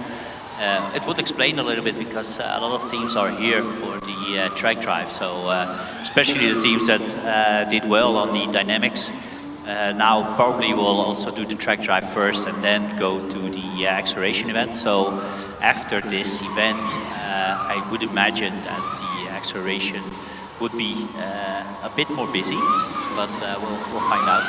I'm pretty sure it will heat up soon. And they're about to finish their penultimate lap. Means that this is the second to last time they cross the finish line, and this is their last lap, if my information is correct. So fingers crossed that they can wrap it all up, and then of course they need to come to a halt at the end. Hopefully the car kept count. Something that sometimes at skip pad goes wrong, where the actual drivers cannot count how many laps they did. Luckily, this is something that in software rarely goes wrong. Still accelerating on that straight, nice to see. Just 2 more corners to go, or one big one, you could also argue. Across the finish line, coming to a halt and a solid blue line, so that is a successful track drive for the team from Eindhoven. Congratulations to them. Yeah, solid drive all over. No doubts whatsoever. Never hesitating, never causing any big drama. A couple of cones, yes, but in the end, the total time is what counts. Some points will be added for the will be deducted for the cones, but in the end, awesome job from my Eindhoven team. Yeah, you wouldn't believe it how close it is between Tallinn and Eindhoven. Eindhoven is actually just a bit slower than Tallinn. Make a guess how much slower, Mickey? Total time? Total time, indeed. I would say less than 5 seconds. Way tighter. One more guess. Then I'll say it. Well, then if you're bringing it like that, it should be like 2 seconds or something. No, it's 0.03 of a second on total time. On total time, total 3 time, minutes of a second. So it will come down to how many cones they hit. Of course, the quickest is still Lisboa with 350 seconds in total. Then we have Tallinn and the team from Eindhoven with 416. Behind them is Wroclaw with 492, so 492 seconds. And GFR with 602. Of course, these times are just based on the live data that we have. They are not official times, not including any penalties, not including any cones, not including any off track. So we are just purely speculating on the info that we have right now.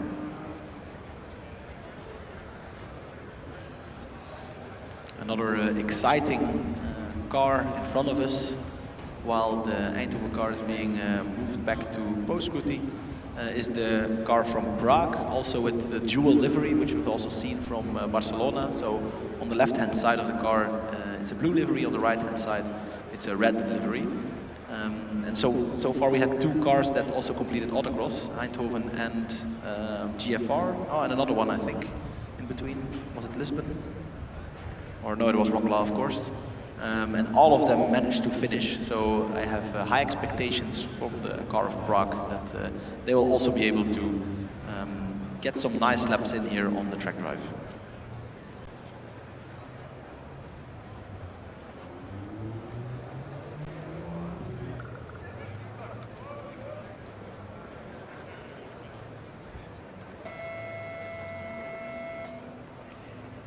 Hear a nice beeping sound from the car from Prague, which means it's ready. Very ambitious start from them. It was looking for the starting line, but found it. And then let's see what approach they go for. Will they do a mapping run first, and then clipping a cone here, but it's still upright and still in the box, so that's fine. Yeah, quite an aggressive start already. But looking at how the car handles, very smooth indeed. It's quick, it's aggressive, but not too much. So it looks really good. Yeah, and they did a very quick autocross time as well, 30 seconds. So do we see a similar time? We do 35 on the first lap already. That is matching the Lisbon average time. And the second lap is often what tells us what their true pace is. It all looks clean so far. That's nice. My guess would be somewhere low 30s, 32, or will they be able to smash the 30? Yeah, I mean 35, 5 seconds off, shaving off 35 seconds, it's a lot to ask, right? So, yeah, already a couple of seconds faster, but let's hope the car will settle into a steady space and not keep continuing to increase its speed, because that's also comes with a lot of risk. Yeah, 31.7 on the second lap, so it's quite some pace in the car. Nice to see. Will they accelerate even further in the third lap, or will they maintain this pace? We'll find out in a few seconds. There we go. And it is a second quicker again, at 30.7. So they might just break the 30-second barrier at some point during this track drive. They're slowly unleashing all of the performance of the car. So maybe that was programmed, right? So to increase, let's say, the first 3-4 laps, and then steady state or something like that. But we'll find out, because if these times continue to tumble like this, every lap a second faster, then it might be, very nice indeed. So 30.1. So yeah, there you go. So almost below the 30 seconds, Matthias. And I really like to see this, because this tells me that the car is constantly learning. You know, other cars or past years, they just had one pace and did that. And was clearly running on some kind of planned trajectory. But this car is still learning, it's still improving. And yes, they breached the 30-second barrier as the first car with a 29.2. So every lap they are improving with almost a second. And we're only halfway, yes, right? So this should be very interesting to see how fast this can go.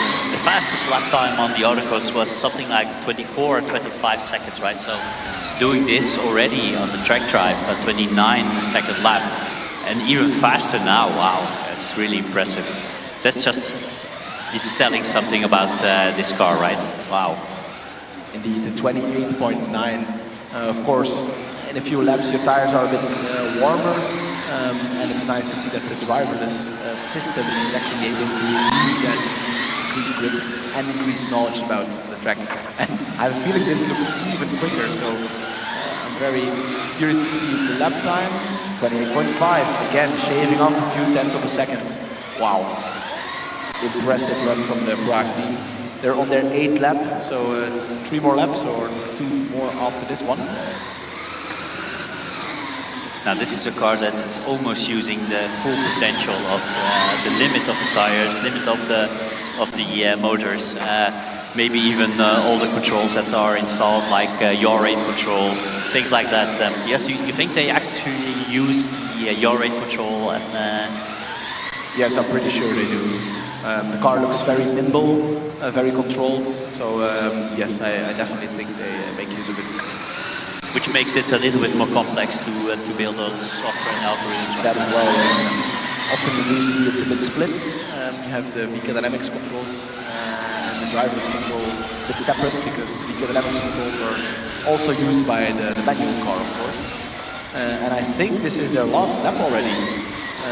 They improved again just a bit, 28.2. Now it's a matter of finishing it. I always find it interesting with these quick cars, how they handle the finish. Do they just go max speed over the finish and brake after, or do they already anticipate that they need to stop? We'll find out in a second.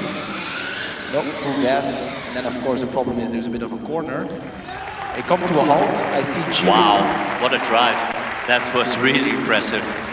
Improving almost every lap. I think the last lap was the fastest as well. So what a great drive from the Prague car. Wow, well done. Yeah, congratulations to them. Almost a minute quicker in total time than the fastest one we've seen, which was Lisboa.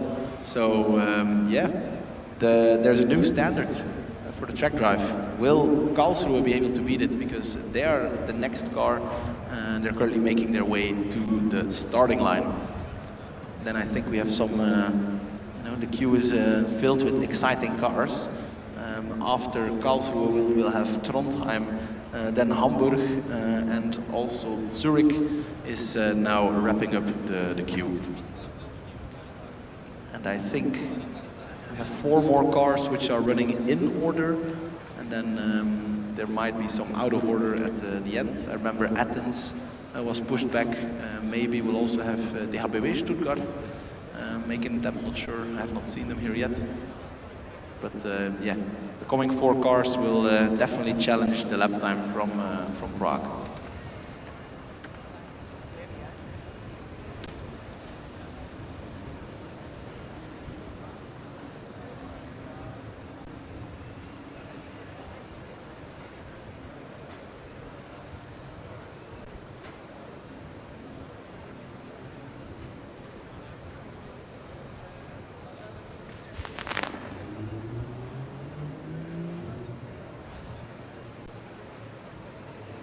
Yeah, we saw the track marshals do a quick check of the track after the check car, and it seems that no cones were replaced or moved, so that means, as far as we can tell, obviously this is all provisional. Also, no cones were clipped. We saw one wiggle at the beginning in the first lap, but after that it was a clean lap as well, clean drive from the check car. So very, very impressed indeed. And no work for the marshals, they are relieved. So yeah, another good point. In the end, now we have Karlsruhe ready.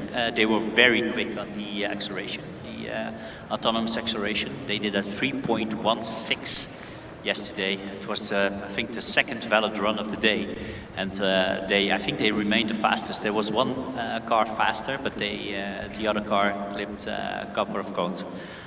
So they should be fast as well. Yes, and also their driverless systems have done quite well in the previous disciplines. Trying to look it up a bit. I did hear the sound of the car being ready. So far we do not see any movement, and now I do see a flashing blue light, which means it's a boarded start. I'm not entirely sure what the procedure is now, if they will get another shot to do an out of order run, or if this is a DNF. I do not know. We should check with the officials what the procedure is.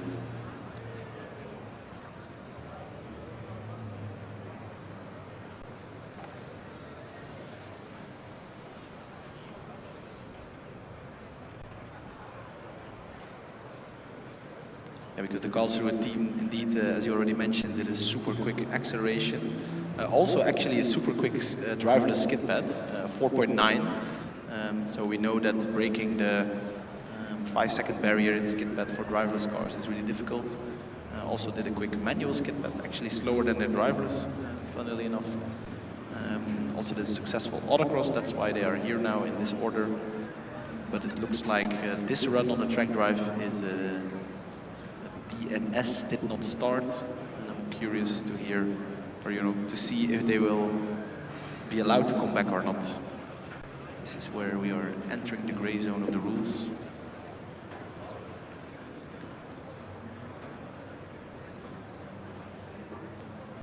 Next up is the car from Trondheim. It's called Aquila, I think. It's making their way to the starting line. Also, they so far have been very successful in the dynamic disciplines. I think they have scored on every discipline so far. And I'll have a look for you how good that was. It's car 63, Revolve NTNU. A super lightweight car as well, 161 kilo. They scored on acceleration driverless, skid pad driverless, normal skid pad, and autocross, and in all of those disciplines they were top 5, so they are really doing a very good job in the overall standings so far. Yeah, Matthias, I had a quick chat with Christian, the main official of this event. Yeah, so the DNS did not start from Karlsruhe, has the same status as it did not finish. So unfortunately, they were given the opportunity to do the track drive. They couldn't get the car started within the allowed time window. So that means that unfortunately this event is over for Karlsruhe, which is really a shame because they were really quick on the autocross. They were quick on all the other events as well. So quite a shame to miss out on the points. Yeah, indeed, but the rules are clear, right? Once you've been given the go signal once, your car is charged and prepared and everything, then actually it does count as a run. Yeah, with these driverless cars, sometimes it ends in a spectacular fashion, but also sometimes it ends in the software. Computer says no moments. Let's hope for Revolve, team from Trondheim, that they can get it going, and then if they get it going, then I do expect some quick times from them.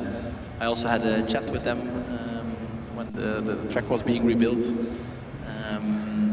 and they do have the approach that the car is also learning it a bit.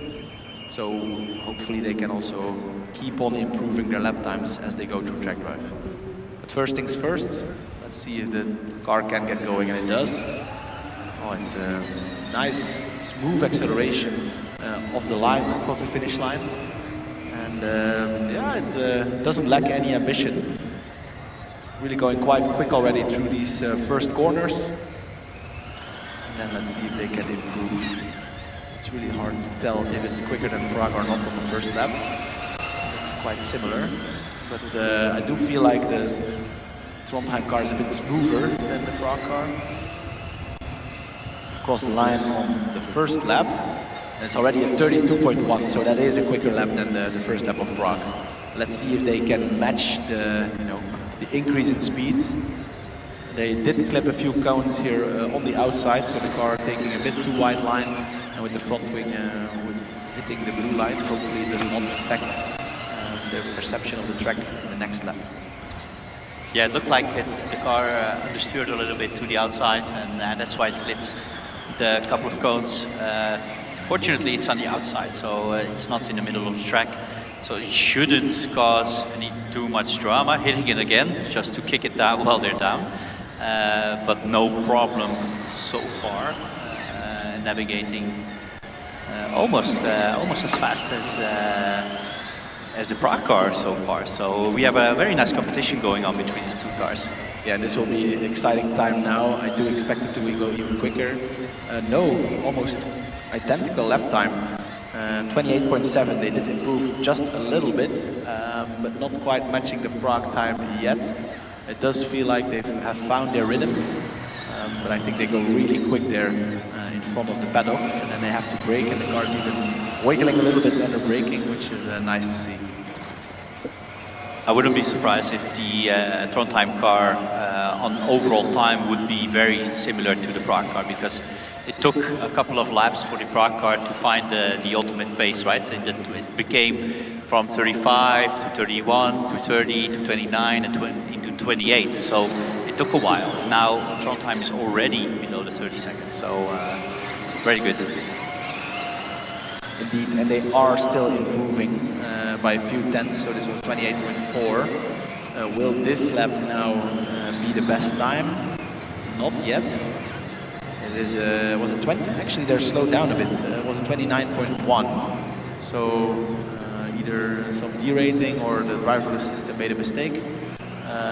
But still very quick, of course. And it all revolves around finishing rather than doing the best lap time necessarily.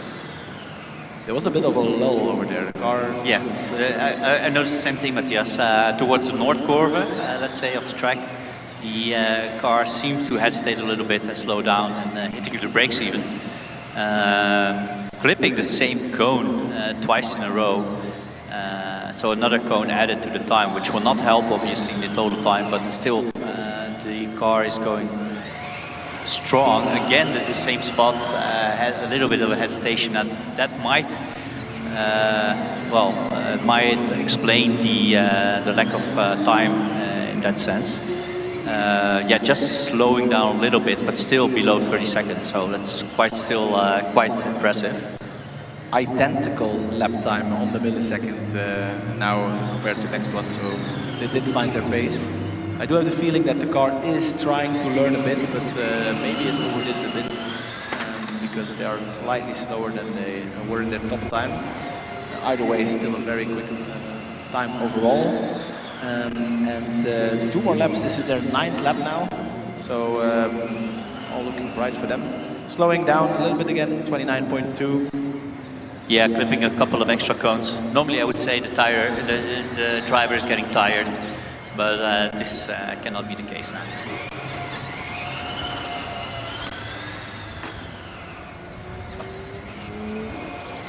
Wrapping up the penultimate lap and on to the last lap for them, 29.1. So they did find their pace, and indeed it's going to be very tight with the overall time compared to Prague. Before we can talk about that, first we need to finish. Again, it's a little weird standing still moment over there. Not quite standing still, but hesitating. Yeah, you can see the torque factoring at work as well in that bouncy corner there. Across the finish line, slowly coming to a halt. And then I think we do see a solid blue line, so that is a successful track drive for Revolve and TNU. And now we have a look. What do you think, Mickey? Is it quicker or slower overall than Prague? Well, I think the beginning was quicker, but towards the end they got slower. So it might be quite tight. But if I have to guess, they're a little bit slower. They're actually quicker.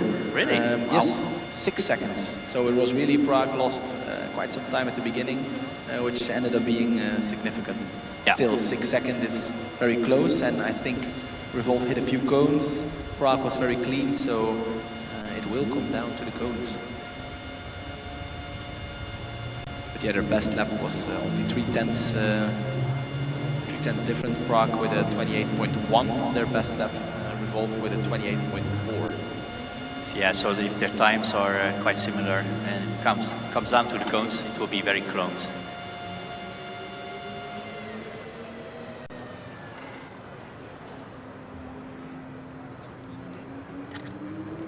Very much looking forward to seeing the next car from TU Hamburg, car 78. They did an extremely quick time on autocross. I think actually they had the best autocross time if you also take cones into account. This is of course recalling from my memory, so not official. But the order is based on the actual fastest times without considering any cones. Just having a look at the best lap times from autocross. So we just had the car from Revolve, and in autocross they did a 28.9, so they kind of matched that lap time now. But Hamburg, they did a 25.8, so I do expect them to go a little bit quicker than the Revolve car here on track drive.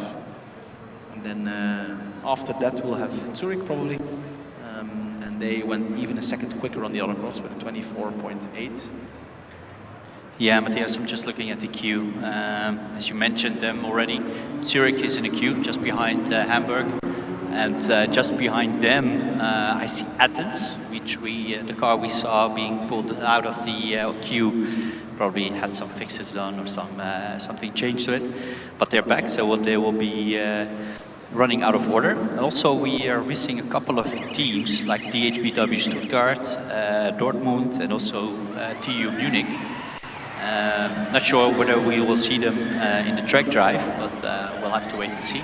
In the meantime, TU Hamburg is flying, actually. Very impressive to see the first couple of turns. Very quick, and this is just the first lap. Typically we see them accelerate even further, but this already looks on the tire limit of the car, really. Impressive stuff from the team from Hamburg.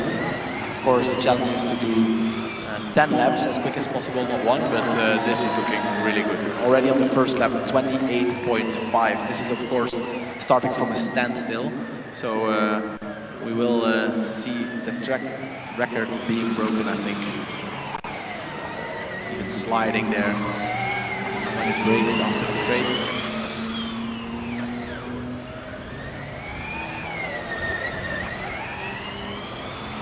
Accelerating across the finish line, he has a 27.8. So improvement of 4/10 compared to the best lap of Prague. But doing this already in the second lap is very impressive by the team from Hamburg. Almost in the braking zone, it's sliding wider and wider. So let's hope they don't start collecting these cones in that braking zone.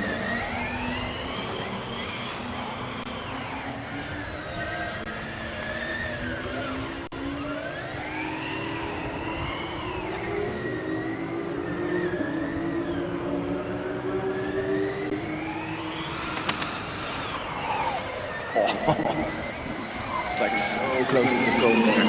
It's just on the other side of the track, so I can't quite see how close, but under braking, sliding outwards, but just missing the cone. Impressive stuff. An improvement again in 27.77, so it did find its pace. It's now lapping quite consistently around 27.9, 27.8, 27.7. Oh, again, every time sliding just a bit more outwards.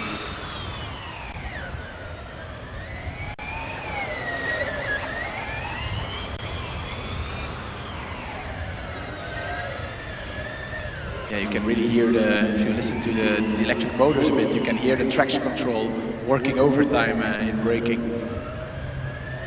So it means that these driverless cars are getting to the limit of what the car can do. Again, so close to that 100. Yeah, that's like centimeters away from that cone every lap. Very impressive to see. I mean, even a driver wouldn't handle this better. And already they're halfway through their track drive, over halfway even. They're doing their 7th lap as we speak. So that is 4 laps left.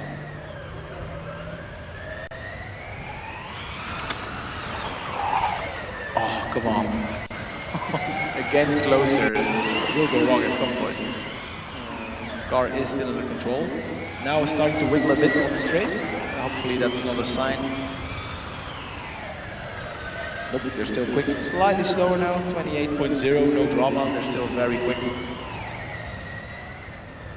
But the driverless driver is getting a bit tired. And now I'm curious to see, because last lap it was so close. Again, yeah, very nice driving style. I think it's on purpose. They programmed it to do it like that, to give the audience a little bit of spectacular driving. So well done by the team. Already, again at the fastest time. Look at that, wow.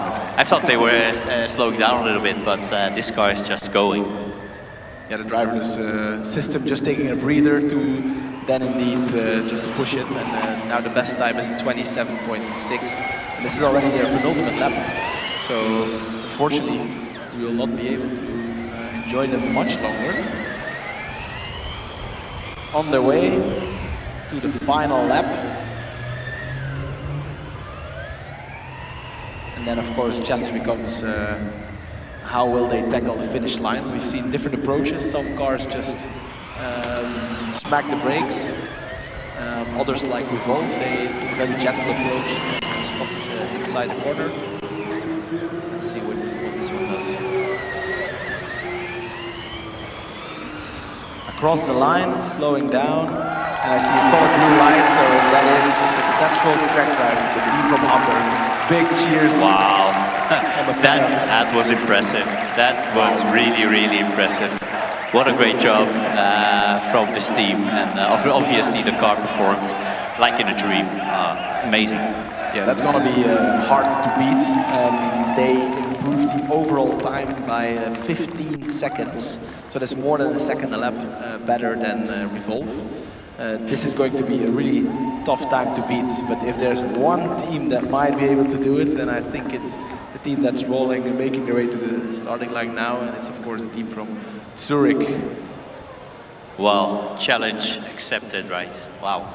I thought the Prague car was difficult to beat, the time of the Prague car, but Revolve did it, and now it's been smashed by the Hamburg team, and they're cheering and they're happy, and rightfully so. But yeah, if there's any team that can do it, former winners a couple of times already on this on the driverless events, electric events in Germany, it's at Zurich. Yeah, and I don't know if I even need to mention it, but obviously they did very well so far on the dynamics. They had the second best time in acceleration driverless. They had the best time in skid pad driverless. Also in the manual events, they had the second best time in skid pad yesterday. They had the best time in autocross driverless yesterday. This is of course not counting any cones or other issues. That's there. We're just purely looking at the timing. So yeah, they are very strong this year. Let's see if they can take up the challenge with Hamburg now.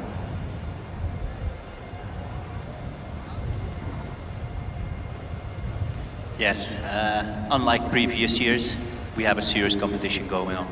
I mean, last year was already quite a nice competition between some teams, but this year the competition is even more fierce than we anticipated. Yeah, and I mean, we're talking about tenths of seconds between the cars, which is, you know, even with the driver events, it's sometimes not that close. So that is amazing to see. Maybe a little fun fact about this car. It's called Nera, and we both know, Miki, it's always called to either a mountain pass or a mountain peak. This is the same, of course, with Nera, which is apparently a mountain near the Italian border, and it's 4,000 meter high. And one extra thing, maybe you can see it, but below the Nera, on their, what is it, the monkey wing or the bull wing? No, not the bull wing. They have also, because it's their 20th anniversary, they added all the names of all the previous cars on there as well, which is a nice fun fact. Yeah, it's a nice little tribute to the previous teams. Of course, they've learned so much from those team members as well. And yeah, it's a really nice thing to do and to honor those previous teams. All right, fasten your seatbelts, ladies and gentlemen, because the Zurich car has been prepared, and they will be starting anytime soon. I hear the T-cell sound, so off they go. And I'm very interested in seeing how they approach it. Do they go for an ambitious first lap already? Do they first scout the track a little bit? Of course, you cannot leave too much time on the table because the previous cars were extremely quick. But this doesn't look too bad either. No, it seems a little bit slower than the Hamburg car, but maybe it's because of the first lap. It's a reconnaissance lap, sighting lap, but still not a bad time in the end. So probably it will go faster and faster as well. No, so in the first lap they're slightly slower than Hamburg, but Hamburg had like an extremely impressive first lap of 28.5. Of course, what matters is the total average time. So let's see how much they can improve and if they can beat the best time that has been set so far. 29.6, so that is a slight improvement of about half a second. At this pace, it looks like the Hamburg has the edge over them, but of course we do not know what they have in store for us. Yeah, and the impressive thing to see about the Hamburg car, it was getting quicker and quicker every lap. And I expect that Zurich will do the same, but of course it will be very difficult to beat the Hamburg time if you don't go a lot faster even. And I'm talking about at least a second faster. Yeah, so they are starting to match 28.7 now. They did now lose already a total of about 3-4 seconds on Hamburg, so they do have some catching up to do. But it is looking very impressive so far. Of course, we are comparing now with the best. We would almost forget just how impressive this run is on its own. Again, improvement 27.8, so they are nearing the best time of the Hamburg car. So that's a good sign. If they can now continue this progression, then we have a fight on our hands. Yeah, but it will be very difficult to beat the 4-second gap that they've already built up. 3 to 4 seconds, I would guess. Now they're almost equal on lap time. Yeah, there we have it. quicker lap time, fastest lap time of the day from Zurich, and doesn't seem to be slowing down either. So this might be interesting towards the end. Very interesting. The chase is on. They have a small gap to cover. The Hamburg car was at the end lapping consistently 27.7 or 27.8. So if Zurich can improve now, then we'll have a very tight finish. Oh yeah, 26.9. All right. Exciting. This was their 6th lap, so they're on to their 7th lap. So there is still time to make up, and it's going to be extremely tight. Going quicker again. Visually, it looks really good. We can also start here some tires. Opa, again, a few tenths off, so that's 26.78. That might just be enough to close the gap. Oh, it's going to be so tight. Especially this part. The car is so quick, even faster than the Hamburg car through that section. And so smooth and so much using the aero as well. Not just the grip of the tires and all the yaw rate control and all the gimmicks, but also using the aerodynamics to the fullest potential. Looks really impressive. Again improving to a 26.5. And the car is starting to slide a bit, really pushing to the limits of the car. Yeah, there's one cone here just in front of us, which is in the way. So let's see what happens now, because there's no other way around it, it seems. So the car will have to go over it, not try to avoid it. Let's see what happens. The final lap. Here we go. Yeah. It collected it, so let's hope it doesn't. That's the problem. Once it's stuck under you, you start to get understeered, and it's rebuilding the track. Unfortunately, can it find its way back? It's not too bright. They're going across the finish line the other way around on the final lap, Mickey. Oh my God! You know, that was so unfortunate. It's the one cone that was in the middle of the road that upset the whole system. It got stuck. There was understeer. It collected a lot more cones. It's just threw it completely off balance. Such a great shame for Zurich. Yeah, I really wonder if it got thrown off by the cone, you know, due to perception, or if really just physically it got stuck under the car, lifted up the front wheels, and it couldn't properly turn anymore.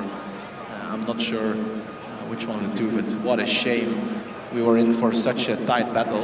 Yeah, it could be a combination of two, Matthias, because the car did choose a different direction, right? It didn't even want to stay on track. It went completely off track into a wrong direction. So something must have hampered with the perception systems or visual systems or whatever. But yeah, it's such a shame. It looked really, really good. Yeah, and that after 9 or 10 laps, you would have think that by then the car knows the track and is less susceptible to new input. That it would drive a bit more on its knowledge rather than what's actually happening. But no, even the greatest can get confused by a cone on the road. Yeah, we just heard a little bit of cheering from the Hamburg team. The team that did the post-scrutiny gave the thumbs up. So it looks like, provisionally, it looks like they also passed post-scrutiny. So that means that they have an excellent run under the belt and a lot of points.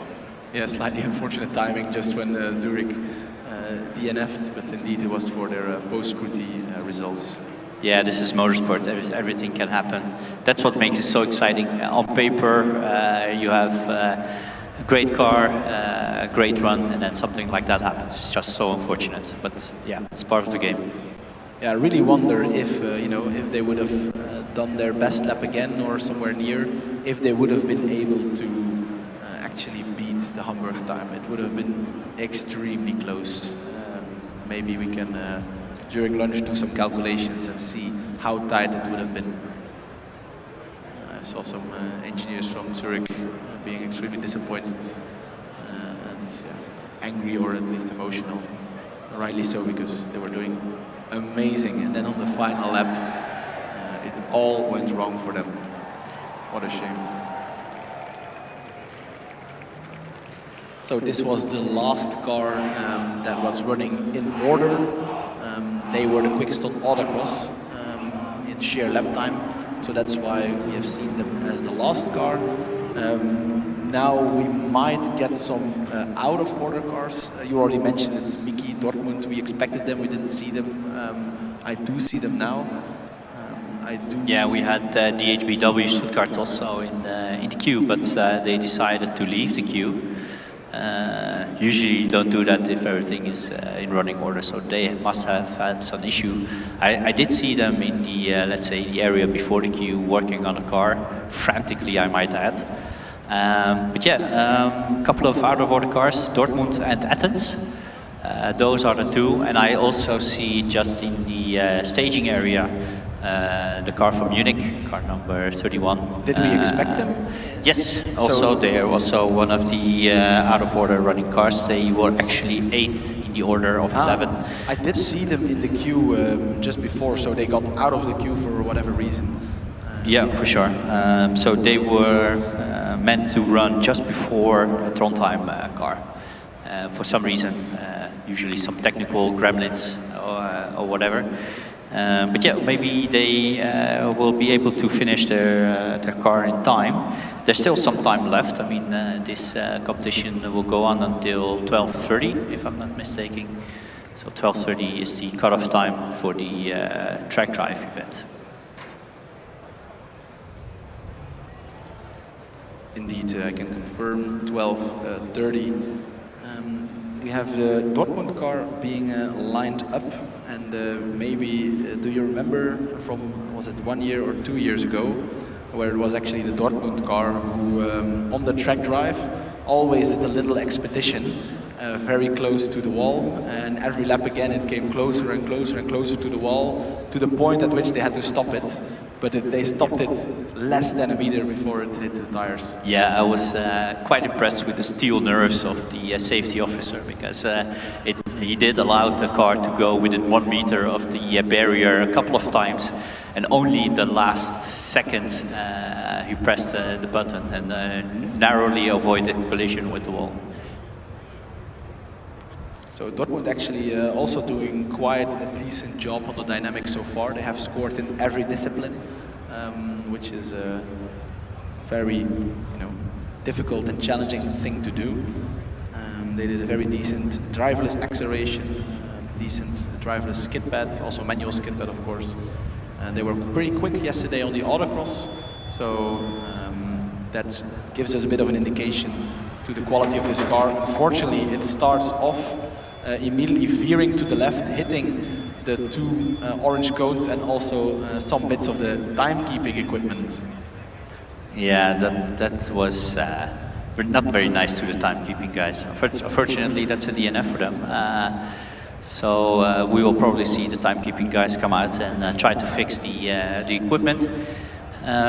But yeah, it was a short one. Yeah, one fun fact about them, a team member called Tom Kemper mostly drinks chocolate milk when testing the autonomous skid pad.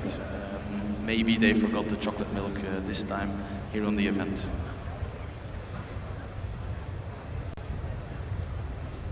That's actually the first car that immediately veers off to the left on the track drive, something we have seen a lot of cars do before in previous years, but so far it was all good. But then now the Dortmund car, unfortunately, already after 1 meter going wrong, that will be a DNF for them.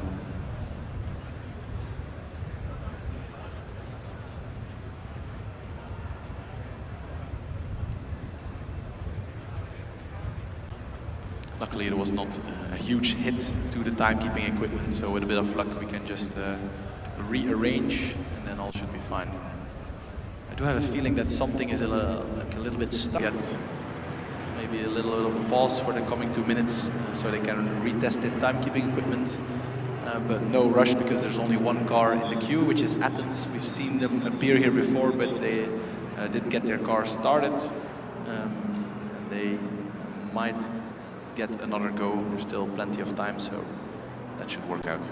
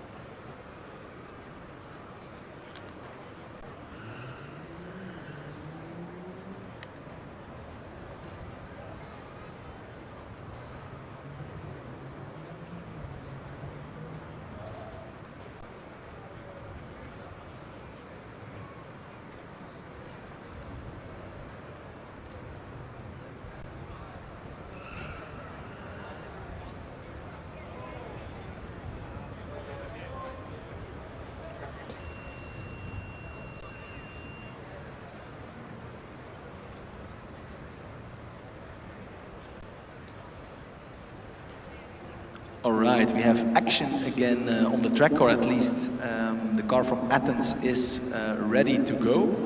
I did hear a beeping sound, which indicates that the car has been given the green light or the green flag. So far, it is not moving yet. I think they have about probably like 30 seconds. Maybe they round up a little bit, but this is not looking good, unfortunately. I see blue flashing lights, so that will be a DNS similar to what Kit had. Yes, it's already been confirmed in the on the radio by the officials. It's a DNS, did not start from the Athens car, which has the same status as a DNF, unfortunately for them. But at least they gave it a go, but computer said no. Yeah, shame. They already were here preparing the car, and already the first time they did not get it to charge or to get it started. Now they did that step properly, but then the car didn't start to drive. Something we've seen with driverless cars in the skid pad and the acceleration as well, unfortunately. Yeah, talk about working on the car. We've seen DHBW Stuttgart in the queue, out of the queue, in the queue, out of the queue a couple of times, chasing some technical gremlins, probably. But they're back now. It would be interesting to see what this car can do, whether they can get it started. They were originally one of the cars that were supposed to go fourth in the top 11 order. So they did manage to set a valid time in the autonomous autocross event. So the car is capable of doing it, but whether it's willing to, that's another question, obviously. But we will find out as they are being staged right now. Indeed, and so far we have seen that setting an autocross lap is an indication of how the track dive goes. I'm having a look. I think their best lap on the track, the autocross, was a 43.2, so not quite as quick as some of the top cars that we have seen. But they're in the mix with cars like Eindhoven, Wroclaw, and GFR, although they were a bit quicker than GFR. So I would expect them to have a similar pace to something like Eindhoven and Wroclaw. Yeah, and other than that, there are no other cars in the queue, although I do see Munich, car number 31, in the staging area still working frantically on the car. So we might have another drive from them shortly. We still have, well, less than an hour and a half before this event closes, so they still have some time to fix whatever issues they have and join in the queue. But other than that, I think most of the eligible cars have done this event.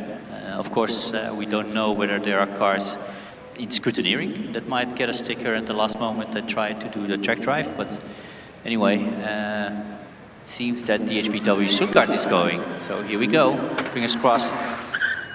Yeah, unfortunately, the car just went straight on, didn't even make an attempt to turn. So I guess we now know what the gremlins were. Indeed, no intention at all to make any turn, just went completely straight. Makes me think that maybe the car needs to kind of like calibrate or, get a sense of where the initial cones are, and that something in this initialization went wrong. That might indeed explain why they were in and out of the queue all the time. But again, it doesn't really matter the reason. The facts are that this is a DNF on the track drive for them. Unfortunately, I think it would have been an interesting run somewhere in the midfield with lap times.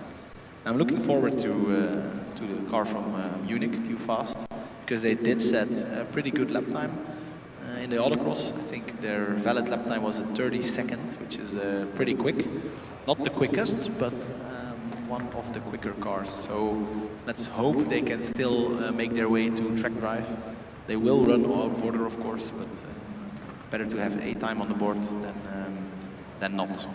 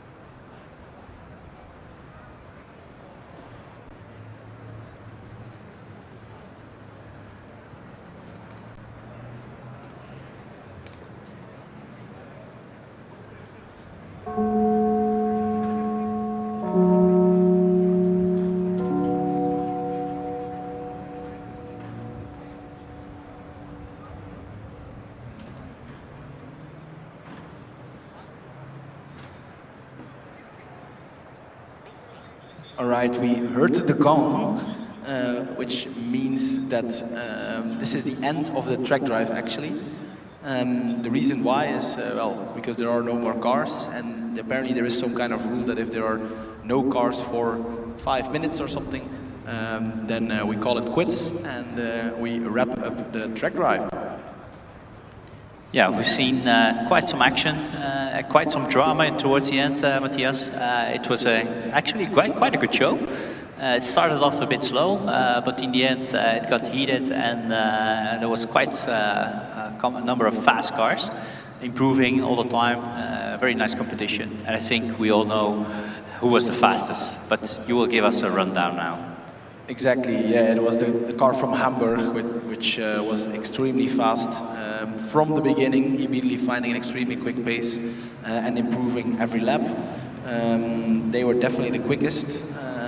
Closely followed, or about 15 seconds slower in total, was the team from Norway, Revolve and TNU.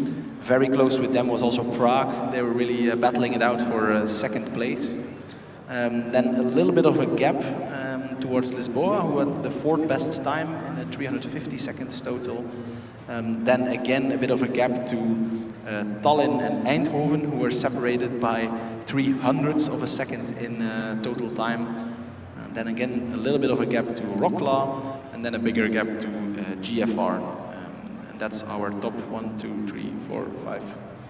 Sorry, top 8. So we had 8 cars in the track drive who finished.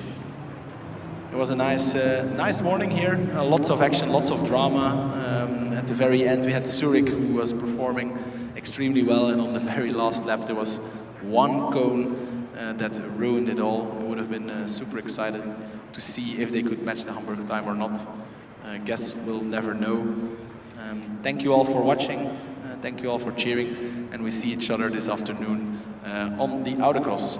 Ciao.